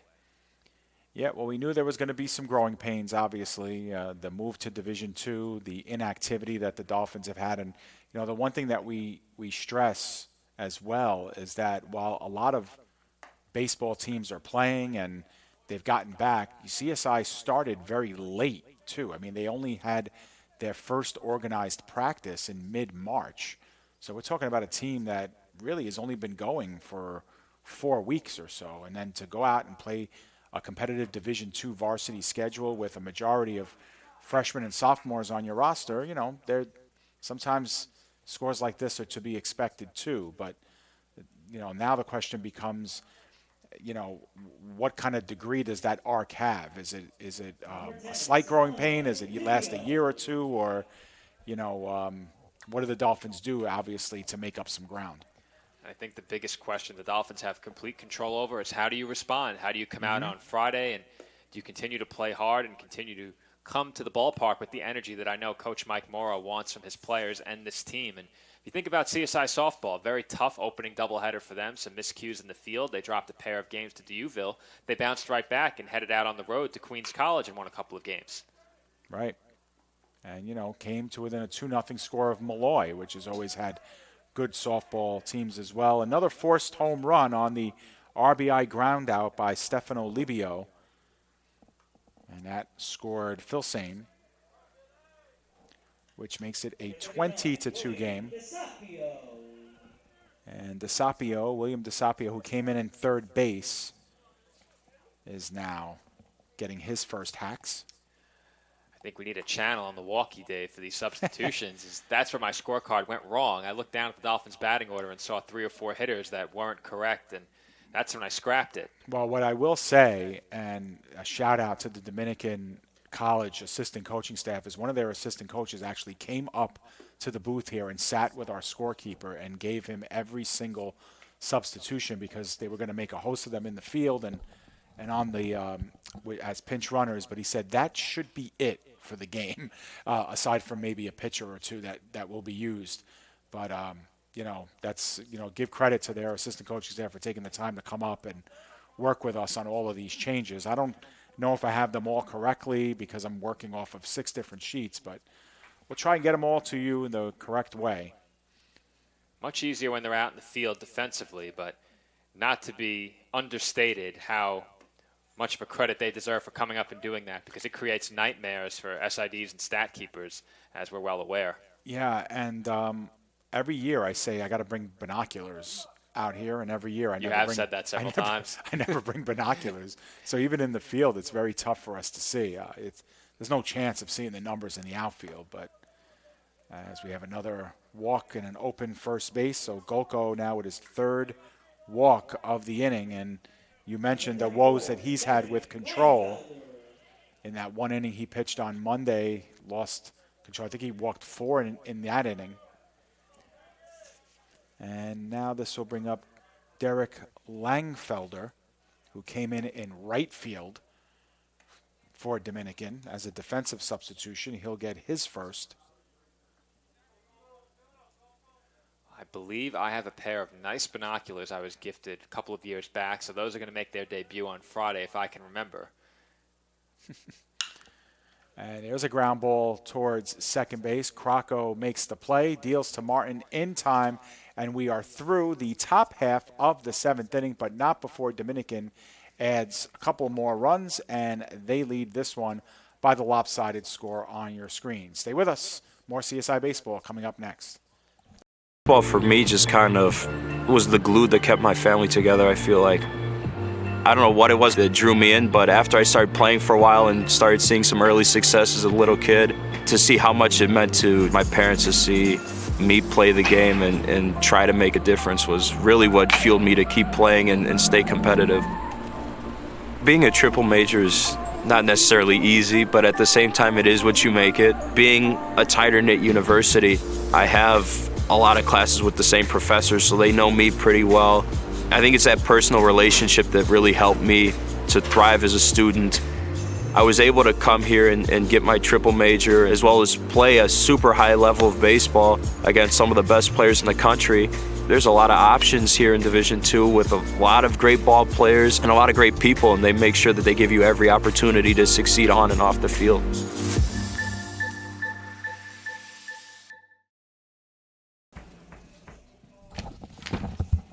Welcome back to the bottom of the 7th inning. The Dolphins down by a bunch, 18 runs, 20-2, looking to build on something here. Number 15, Nicholas Bolanos, comes back out to pitch for Dominican. Want to say hello to my wife at home, Jennifer Pizzuto, who is listening to us. She is there alongside our dog, Tobias, who I understand was a good boy today. Joe has left the broadcast booth, and he'll be back in just a moment. But meanwhile, for Bolanos, he will start off by facing Nick Cipoletti. Cipoletti with only his 3rd at-bat of the game. He grounded to first base and singled up the middle and stole a base in this game. Dominican has yielded 1 run in the 2nd and then 1 in the 6th. Other than that, it's been a lot of zeros on the board for the Dolphins. 2 runs on 6 hits. They've committed 4 errors in the field.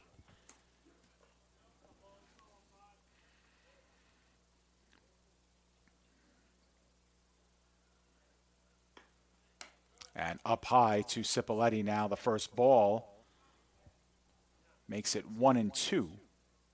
So obviously there's no such thing as an 18-run home run. So if you're the Dolphins, you simply want to chip away. A few base runners, a couple of bloop singles, one power shot, and leave this game feeling good about what they can do. And a little bit of a bobble at third base, and although tough to field and fielded cleanly at first, William DeSapio could not corral it, and I believe that'll be error number 2 on Dominican. We will see officially, but it will be the second error of the inning, although scorers have given it a hit. Brian Burkhead will be the batter for CSI, his first official at-bat of the game. Burkhead has had very limited duty so far this season for the Dolphins. He has only appeared in one game, but this is his first plate appearance of the season and the first of his career at CSI. So with a runner on base, he will have his first moment to shine. And there is one ripped into the center field, and playing it on the hop, but making it into third is Cipoletti easily. And now the Dolphins have runners at the corners to start things off.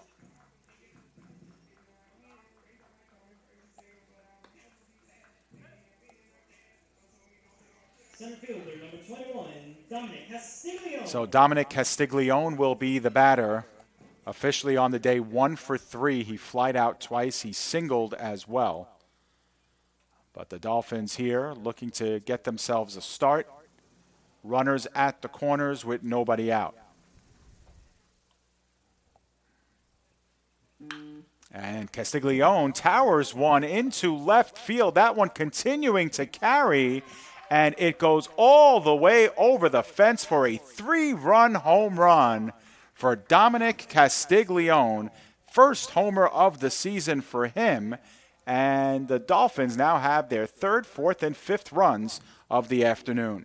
Well, that's one way to welcome me back to the booth with a home run call as I'm standing outside the sliding door watching the ball travel over the left field fence. As the Dolphins with a reason to celebrate as Castiglione drives one over the left field wall. And that's 2 hit over that left field wall in the last couple of games. And I can't recall ever seeing a home run hit in that direction outside of being tucked right inside of that foul pole perhaps a couple of years back by Jet Navertney, if I'm not mistaken.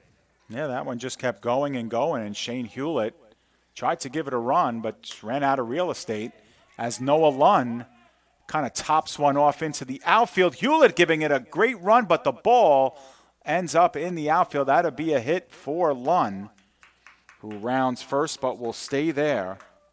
Hewlett gave it a really good effort there. He was on his horse from the jump and might have had it in the glove. It squirted out, but the Dolphins are going to get credited for the hit.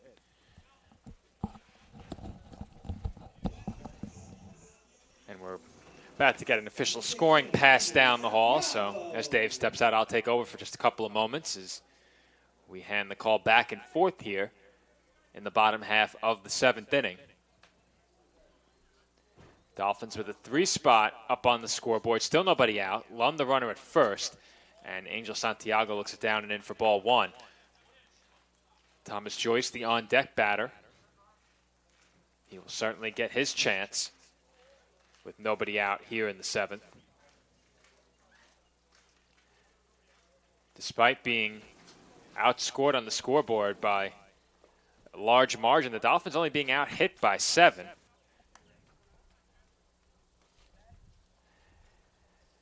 As it looks like I will be taking you the rest of the way. Dave sliding over to the stats desk.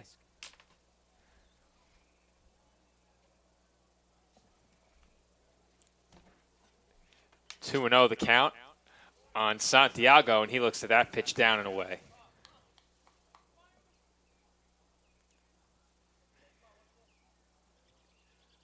Next time we expect to hear from Dave here on Sportsnet will be on Friday. As I mentioned earlier, Dolphins taking on St. Thomas Aquinas in a doubleheader. That was originally scheduled to be a single 9-inning affair, but with impending inclement weather in the forecast for the weekend. The Dolphins and Spartans will play a pair on Friday instead and play a single game on Saturday. As that one's grounded toward the middle, diving stop over it short. A flip to second is not in time. As a strong effort there from Palmieri over at shortstop, not enough to record the out at second base. And the Dolphins now have 2 on, still nobody out, and Thomas Joyce coming to the plate. Right fielder number 14, Thomas Joyce.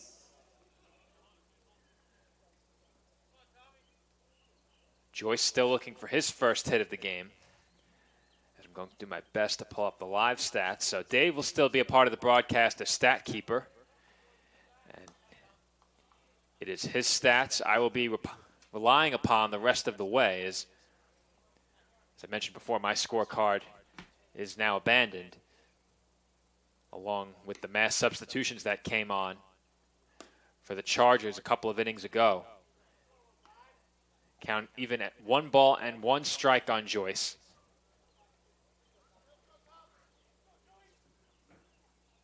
Lund the runner over at second. In scoring position, Santiago at first.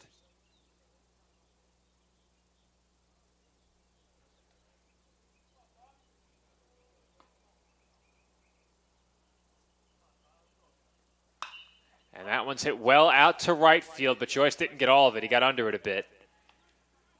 And coming in to make the catch was Langfelder out there in right. And there is 1 away.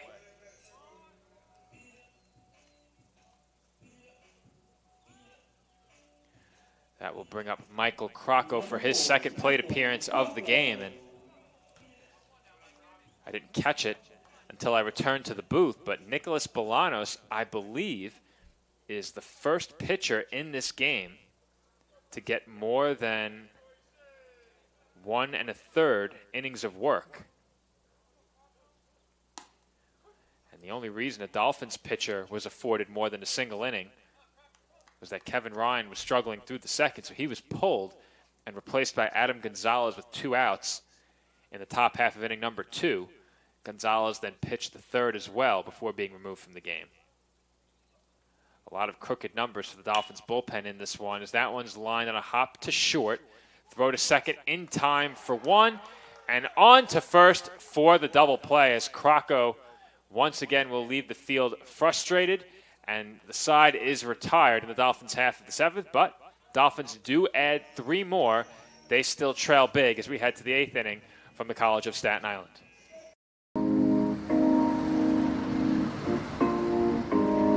My dad was a soccer coach and bought this little book bag. I could sit in the book bag like facing backwards and look like my legs out. So I'd be in his book bag when my dad coaches and the ball's going around. I'm like kicking at the ball in the back. And my dad was like, "We have a prodigy."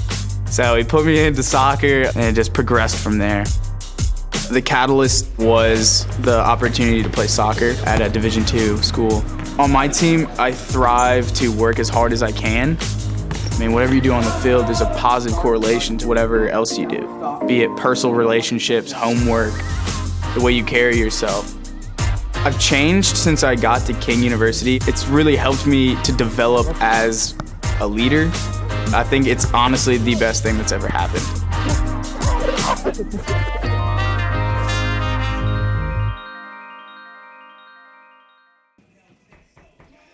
And we are back from the College of Staten Island. Another new Dolphins pitcher, as it will be Stephen Kalika coming out of the CSI bullpen. First batter he will face is Pavlos Papousakis. Pavlos came on as a pinch hitter a couple of innings ago. Has 1 plate appearance thus far in the game. He's taken over at first base as well. Officially 0 for 1. That closes the book on Frank Golko, and I'll take a look through the pitching numbers for the Dolphins in just a moment, but without going into much detail, it was only John Esposito who came on and was completely dominant to open the game before nearly every Dolphin after that struggled with command for a time and just couldn't seem to get into rhythm. Perhaps some of that has to do with only being afforded an inning on the mound, but Not sure any of them earned much more than that. With how serious the command issues have been in this game, Dave mentioned it, nearly every starting player for the Chargers had drawn at least a walk, and that was back in, I believe, the 5th inning. So credit to the Chargers for their patience at the plate, and a patient approach, but the Dolphins pitchers simply have not thrown strikes, and you know that's something they'll look to get sorted out. Is we saw that issue rear its head in the 2019 season as well.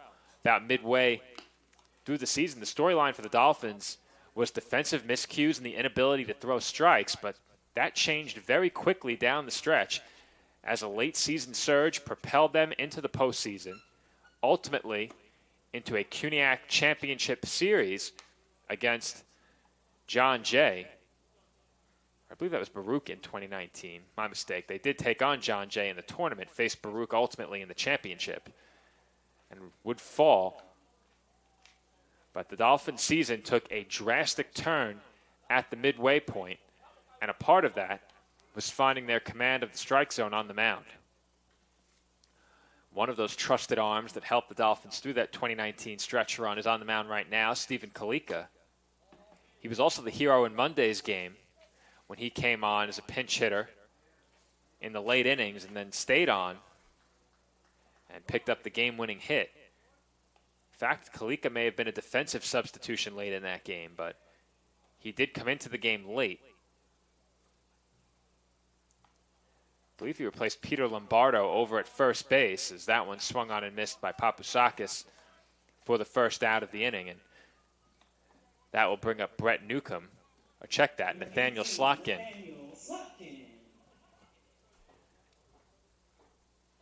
It's not often I've tried calling the action without a scorecard. It certainly makes a huge difference.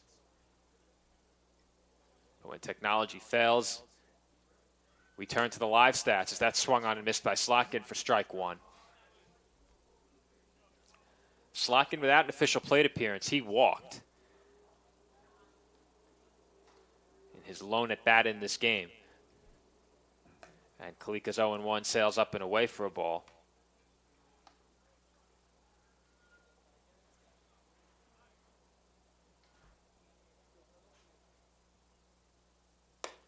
The 1-1 from Kalika also sails upstairs for ball 2. Kalika is the 9th Dolphins pitcher used in this game, and that bullpen now sits completely dormant.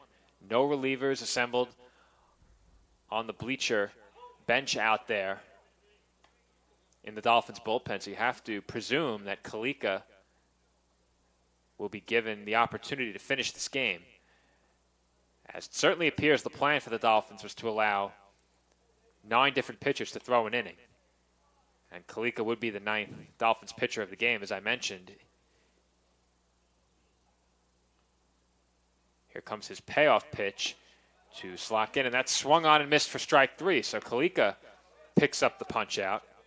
And there are 2 away. Dolphins in search of their first 1-2-3 inning since very early in this game. And Kalika, with back-to-back strikeouts, can match John Esposito with 3 if he can set down Benjamin Meza on strikes. Meza came on as a pinch hitter and has already come to the plate 3 times, and he is quickly retired right here as Martin had to come off the bag to retrieve that throw, but he applies the tag for the 3rd out. So it's a 1-2-3 inning in relief for Stephen Kalika, who made it look easy, and the Dolphins come to bat in the bottom half of the 8th when we return from this break. Champions know how to seize opportunities. When they see moments of greatness unfold right before their eyes, they push as hard as they possibly can, and then they push harder. Because the heart of a champion never settles, never quits, and never stops giving its all. We are champions. We are Division II. We go big, we give it everything we've got, and we win. On the field, on our campuses, in our communities, for our causes, in our careers. We rise to become champions in everything we do. We are Division II, and there are no limits here. We make our time count. We set our own path. We become champions on our terms. it's time to up your game because we're here to play and learn. But most importantly, we're here to discover ourselves, our vision, our heart, our drive to achieve every goal we aim for because we want to be champions at the highest level, life. At Division II, the opportunities are here. Are you ready?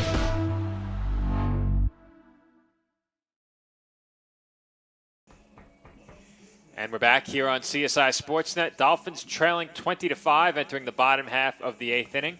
Dolphins have scored 4 runs in the last 2 innings, 1 in the 6th and 3 in the 7th, as they've gotten a look at many pitchers for the Chargers in this one, and it will be another new arm coming out of that Dominican College bullpen, as it will be Cole Fancher coming on to pitch for Dominican. In just a moment, I'll get the numbers on Fancher, though. During the break, I did receive some good news for fans, I should say, of CSI Dolphins softball. I'll pass that along in just a moment. As if you're a fan of CSI Dolphins athletics, you could certainly use some good news right now. As the numbers on Fancher for the season, across 2 appearances, one of those being starts, he's pitched to an 0-1 record, an ERA of 9. In 5 innings, he's allowed 9 base hits, 5 runs, all of those earned. He has walked 2 and struck out 7. Now, as promised, the good news for fans of CSI Dolphins softball is that the forecast for Saturday looks to have improved, at least on the Apple weather app. The chance of rain on the official weather.com app has the chance of rain down to 30%, as Martin wastes no time lining the first pitch of this half inning into center field for a base hit. So Thomas Martin is on, and that will bring up Alan Morrell. For Martin with that base hit, he improves to, take a look, I believe that is his 2nd hit of the game. All right, make that his 4th hit of the game. He is 4 for 4 following that base hit, so a strong day at the plate for Thomas Martin, making his presence felt in the Dolphins lineup as Alan Morrell looks at a called strike. So perhaps some hope for softball on Sportsnet this weekend with the improved forecast, and we'll see how that develops as the week progresses. We'll certainly be with you on Friday as the Dolphins take on St. Thomas Aquinas right back here at the CSI Baseball Complex, our busiest week of the season, with 3 events taking place here at the Baseball Diamond and a couple more down the hill over at softball on the turf, as the 0-2 pitch to Morrell misses downstairs for a ball.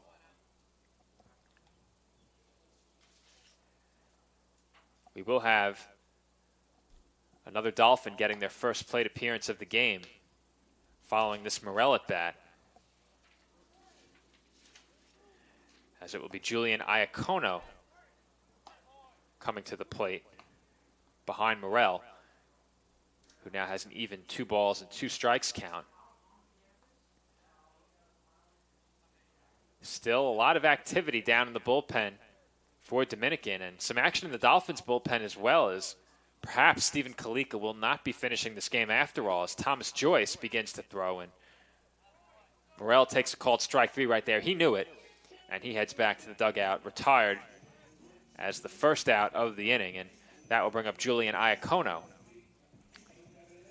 It's Iacono's first plate appearance of the day. He got the start on Monday.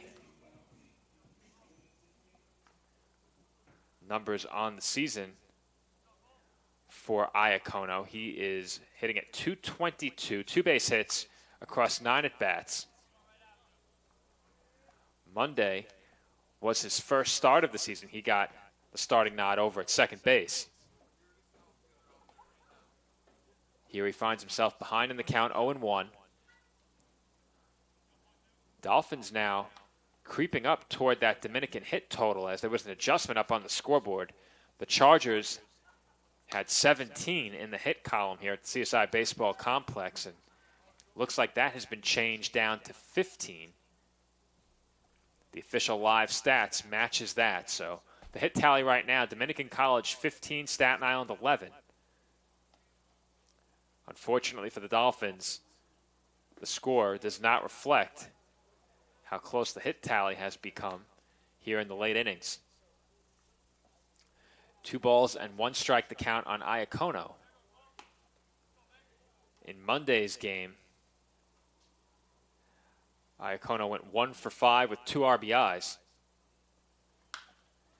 And he slices that one foul into the Chargers bullpen. Count 2 balls and 2 strikes. On deck for the Dolphins is Brian Burkhead.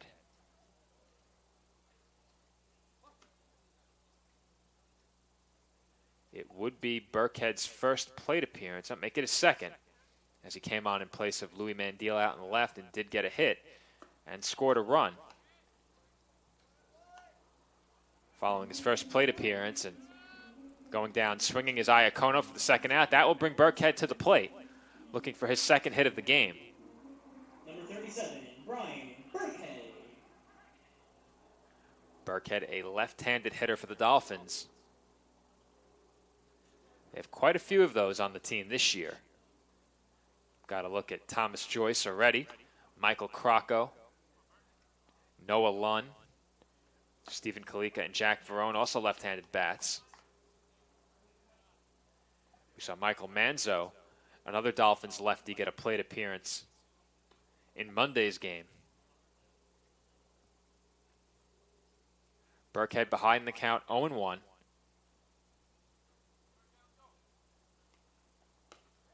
And he tried to hold the swing there, but couldn't lay off the breaking ball. And Burkhead is quickly in a 2-strike hole. Martin has been standing over there at first base since leading off the inning with a single. As another ball gets away from the Chargers bullpen out into right field. And Burkhead takes it outside for ball 1. Second time I've spotted the catcher out of the corner of my eye making his way out onto the grass and right to try and retrieve a loose baseball. 1-2 the count on Burkhead. And that is taken on the outside corner for a called strike 3. So Fancher picks up the strikeout of Burkhead to bring the bottom half of the 8th inning to a close. Our score remains 20-5 in favor of the Chargers. 9th inning upcoming when we return. Hobra, a taco joint, Staten Island, where we're proud to have shared our family-first spirit with people from throughout New York City and the world. With indoor dining available both at the bar and on the floor. Or step outside for additional seating and an outdoor bar. Serving beer that's crisp, ice cold, and worthy of a day at the beach. Cocktails that explode with flavor. And great food made with the freshest and healthiest ingredients available. Events feature food and drink specials. Live music. And the best of Staten Island nightlife. Your CSI Student ID saves you 10% on your dine-in order at Hobra. Visit us at 412 Forest Avenue, Staten Island. And we are back from the College of Staten Island, and another new Dolphins pitcher coming out of the CSI bullpen. This time it is Thomas Joyce. He got the start out in right field and will head out to the mound to open up the 9th inning for the College of Staten Island. Joyce's numbers on the season across 2 appearances. He's pitched to an ERA of 6.75, 4 innings pitched, 10 hits, 7 runs, 3 of those earned. He has walked 2 and struck out 5 opponents, hitting at .435 against him. And I mentioned before some of the struggles for the Dolphins pitching staff so far this season. Joyce among the leaders on this staff in ERA, behind only Sal Trancucci and Nick Velarde. Trancucci pitched on Monday. We have not seen him in this game and did not expect to. Taking a look down the line for the Dolphins, every other pitcher who has registered any stats this season has pitched in this game, with the exception of Dominic Castiglione. So, and add Nick Metzger to the mix as well. Metzger got the start on Monday. So Trancucci, Metzger, and Castiglione. And that being said, Castiglione only pitched in Monday's game for a short time. Those 3 the only Dolphins pitchers to get into a game this season who we have not seen in this one. So Dolphins really utilizing their entirety of pitching depth, and add Joyce to that mix right here as he makes his third appearance of the season.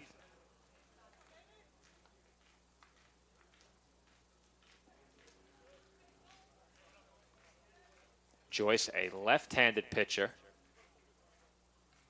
just as he is a left-handed bat. And the first pitch of the ninth inning is taken by Christian Filzami for a called strike one.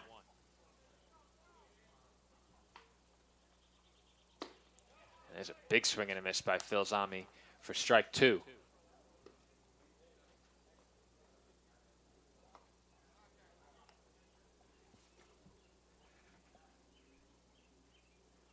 Here comes the 0-2 pitch from Joyce. And that is a 3-pitch strikeout out of the bullpen for Thomas Joyce. And we haven't seen much of that since the first inning, at least until Stephen Kalika came on in the 8th, as he made quick work of the Chargers in the top half of inning number 8. That being said, a very different lineup that Kalika and Joyce are facing, as opposed to the lineup that Esposito faced back in the first. And home plate umpire has just had a very unfortunate day behind the plate, as he took one above the collarbone, just underneath the chin protector and face guard early in this game. And looks like he took another one underneath the chest protector, and it has been a difficult day, but he has soldiered through to his credit and seems to have made both teams pretty happy calling the balls and strikes in this one, as it appears the break for this injury timeout will be much shorter than the last. And it also appears he's having fun with it, as he was motioning over to the Chargers bench, and it appears both sides were having a laugh about it. Christopher Palmieri is the batter. Palmieri came on several innings ago, as Dolphins did realign their defense ahead of this inning as well, with Joyce coming into pitch, moving out of right field. Michael Manzo replaces him out there in right. Michael Crocco moves from second to short, and Julian Iacono, who came on as a pinch hitter in the previous half inning, takes over at second. And the 0-1 to Palmieri is taken just outside for a ball. Count even at 1 ball and 1 strike.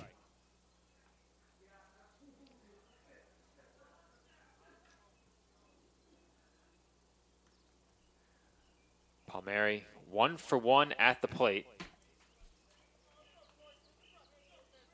The base hit in his lone at bat. He's ahead in the count, 2 balls and 1 strike here. I don't believe any of the starters remain in the game for Dominican, and I would be correct. For the Dolphins right now, Angel Santiago and Thomas Joyce both remain in the game.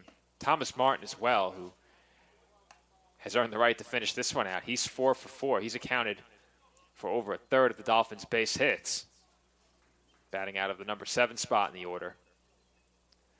Count on Palmieri is full here, 3 balls and 2 strikes, and that one's lined into right center for a base hit. Castiglione will field it, and the Chargers have a 1-out base runner.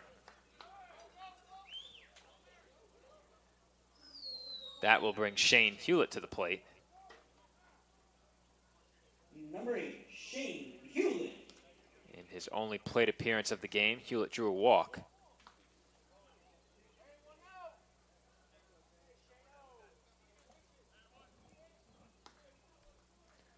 Dave mentioned it earlier, but this Chargers roster is massive.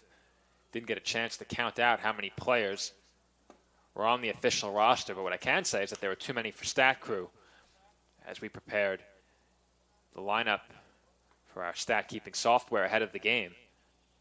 We had to axe a few names off of that Chargers roster and consulted the Dominican SID in doing so.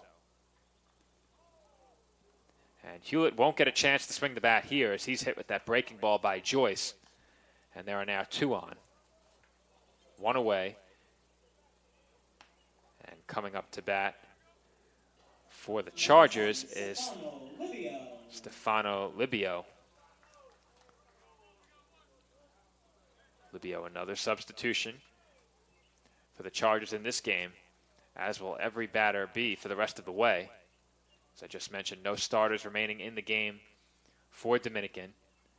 Getting a chance to empty the bench with a big lead as that one's falling fast in shallow center field. It dies as it hits the grass, and Castiglione busy out there in center during this half inning. He's had a couple hit his way, and the bases are now loaded with one out. And that will bring up William DeSapio. DeSapio came on with the rest of those Dominican substitutions and also does not have an official plate appearance. He's walked in his lone at-bat. And the first pitch from Joyce to DeSapio misses up high for ball one.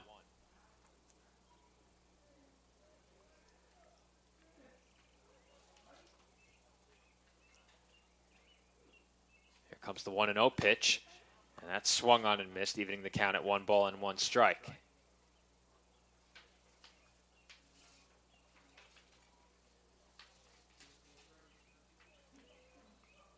One ball, one strike, one out, and the pitch from Joyce is downstairs for ball two.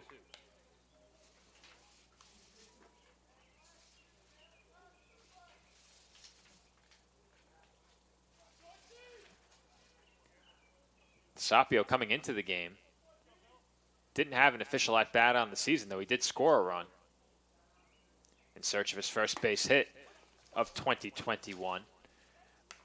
As that pitch on the outside corner evens up the count at 2-2 strikes.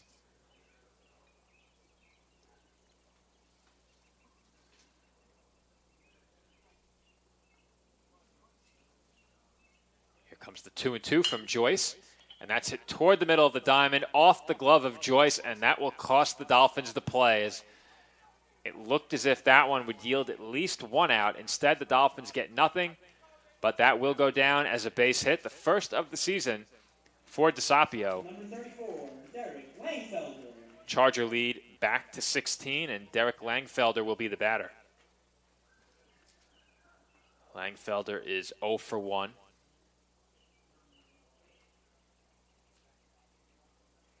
Came into today's action a 182 hitter, and that will drop that batting average just a bit, as Langfelder will reach first base safely, but forced out is the runner heading home. That was Shane Hewlett, and there are now two away. Number 38, Pavlos Papatakis. Pavlos Papousakis is the batter.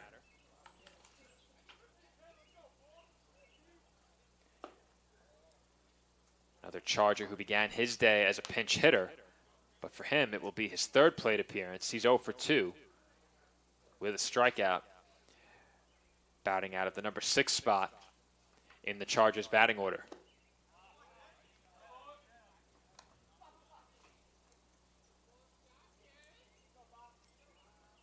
Oh, and 1 the count after that swing through by Papousakis.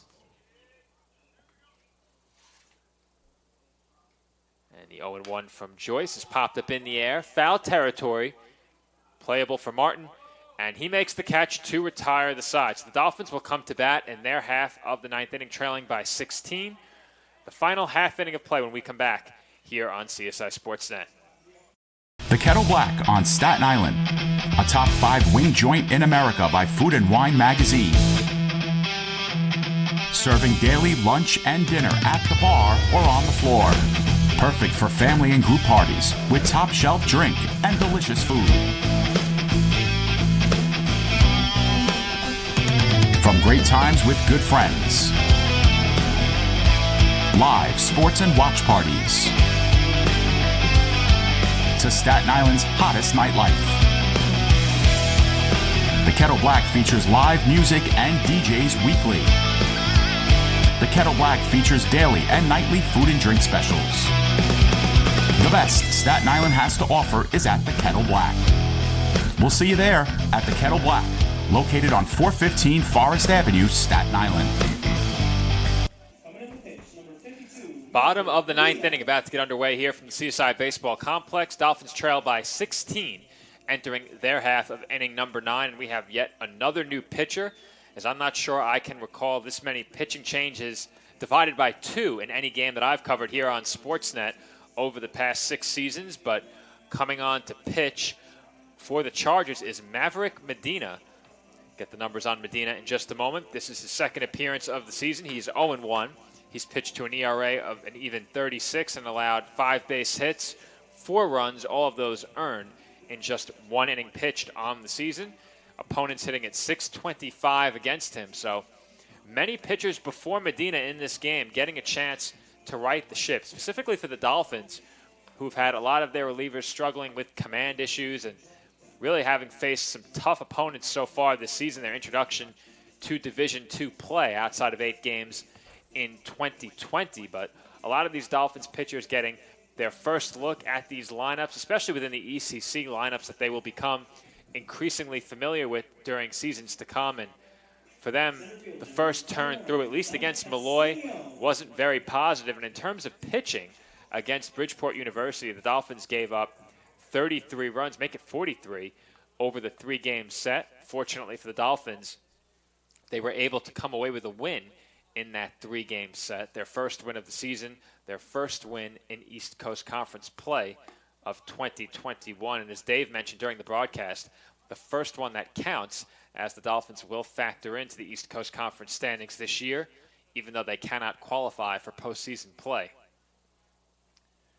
Dominic Castiglione leading things off for CSI in their half of the 9th, and the count evens at 1 ball and 1 strike on the CSI center fielder. It's been a good day for Castiglione as well. A couple of base hits, 3 runs batted in.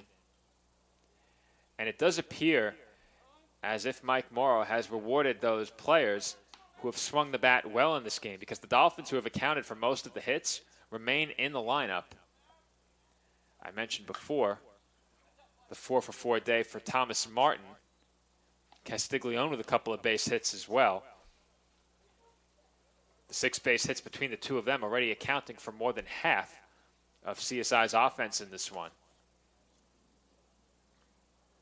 Angel Santiago also remains in the game. He has 3 base hits.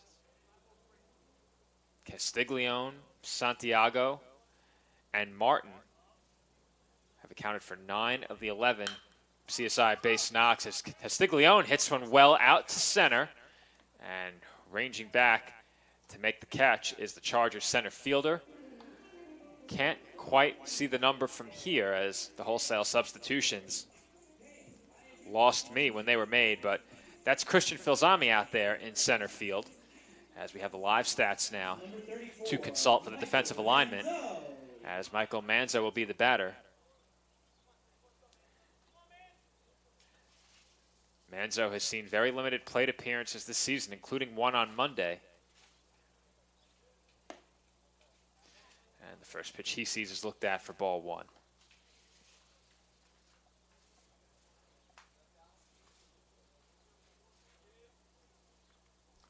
Want to know the count on Manzo? And Medina's pitch is on the outside corner to even the count at 1 ball and 1 strike. For Manzo on the season, he is 1 for 8. He has scored a run. He's walked 3 times as well. So his on-base percentage hovering at .364, and looks like he might add another base hit here, as the throw to first is not in time. If that ball was handled perfectly over there at short by Palmieri, he might have had a chance to get Manzo, but that will go down as the 12th Dolphins base hit of the game. Third baseman, number 16, Angel Santiago. Angel Santiago will be the batter. I mentioned it's been a good day for Santiago thus far, 3 for 4. The one time he has been retired in this game was via the strikeout.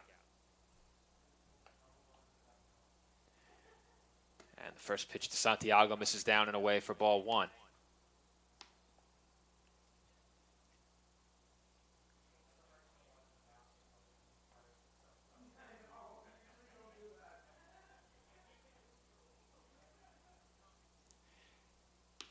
Medina taking his time between pitches as he delivers the 1-0 and misses downstairs for ball 2.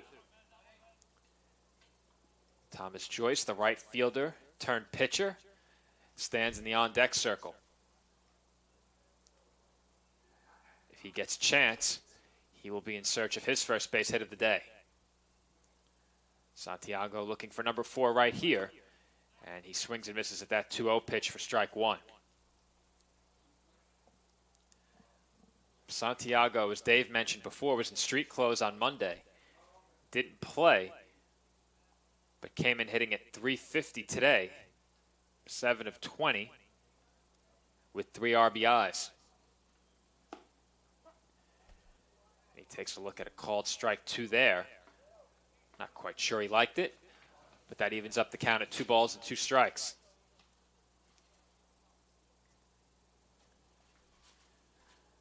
Manzo, the runner at first, with 1 away here in the 9th. Medina certainly not a quick worker out on the mound. As this one skied out to right field, shallow, right along the right field line, foul ball. As that one lands on the dirt surrounding the Chargers bullpen. We got started a bit early here at the CSI Baseball Complex. This game about to reach the 3-hour and 30-minute mark. I think we've actually surpassed that now, as we got started just after 3:45 p.m. This game originally scheduled for a 4 p.m. start, but Dominican made great time on their way here, allowing this game to get underway approximately 15 minutes early. Here comes the 2-2 pitch to Santiago, and that misses down and away for ball 3.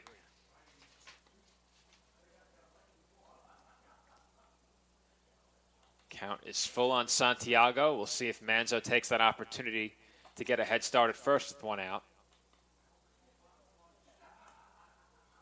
Medina looks in. Here comes the 3-2. Manzo did not run. Santiago takes ball 4, and there are 2 Dolphins on with 1 out in the 9th.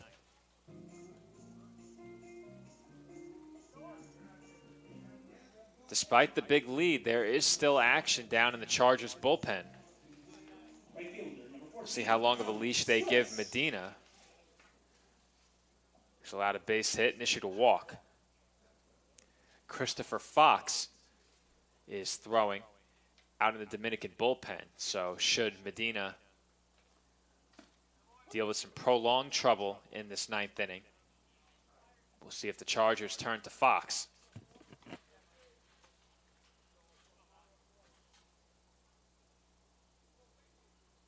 For the Dolphins, it was 10 pitchers used in this game.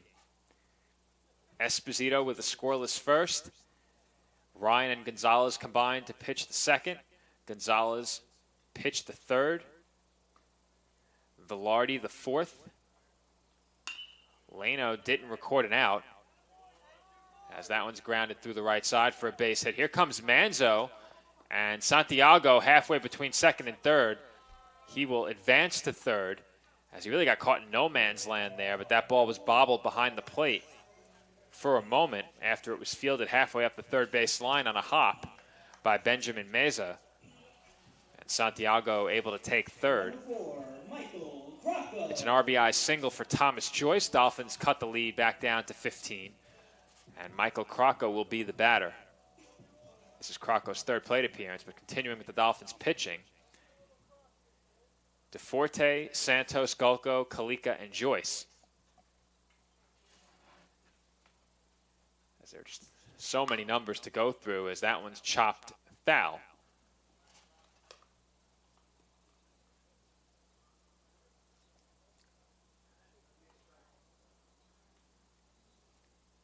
Crocco in search of his first base hit. An RBI opportunity for Crocco as well. He's in search of his first run batted in on the season. The batting numbers coming in for Crocco, as I mentioned before, 1 of 8. And the 0-1 is blown right by him for strike 2. Crocco went up the ladder after that pitch.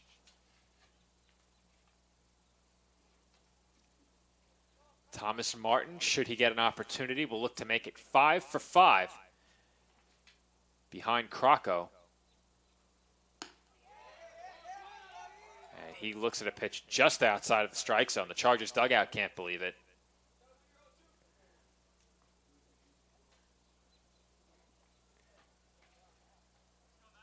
know the home plate umpire is calling this one right down the middle. He's taken a couple of shots with the baseball in this game and not punching out Crocco on that borderline pitch.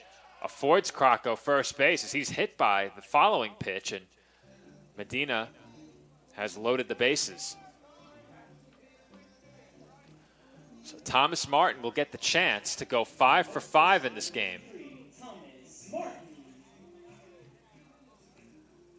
Martin, the 6'3", 220-pound freshman first baseman,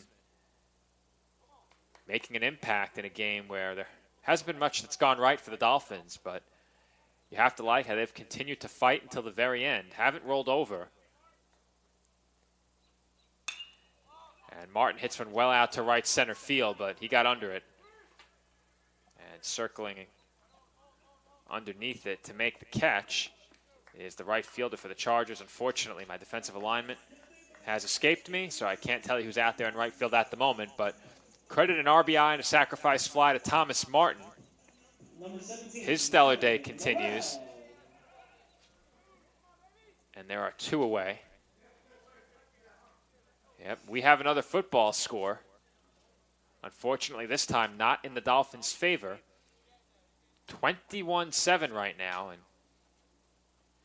if you took a look at CSI's last 4 games and those final scores, and that's assuming that this game goes final at 21-7, Dolphins very well may add another run with Alan Morrell at the plate and 2 on, but 21-7 today if this game goes final with this score. 14-13 on Monday, 13-10, and 17-10 on Saturday. And we will indeed go final 21-7 in favor of the Chargers as they come into the CSI Baseball Complex and take one from the Dolphins in today's single 9-inning non-conference affair. Dolphins drop to 1-6 on the season. Chargers improve to 6-3. And for the Dolphins, it's back home on Friday for a doubleheader against St. Thomas Aquinas. The Dolphins will look to rebound from a big defeat in this one after a thrilling walk-off win in extras on Monday. So we will see how the Dolphins respond following a tough loss once again as they drop the pair to Bridgeport ahead of Monday's victory as well. And that will be our next broadcast on this coming Friday. It will be a pair of games. Game 1 getting underway at 2 p.m. We expect to be on the air a short time before that at approximately 1:45. But until then, this has been Joe Foreman. And for my broadcast partner through the first 7 innings plus, David Pizzuto, our engineer, Joe Masha, and all of us here at the College of Staten Island, we thank you for watching. Our final score, Dominican College 21 and the College of Staten Island 7. Our next broadcast on Friday when the Dolphins take on ECC foe St. Thomas Aquinas for a pair of games here at the College of Staten Island. Be sure to join us here on the ECC Network for that broadcast.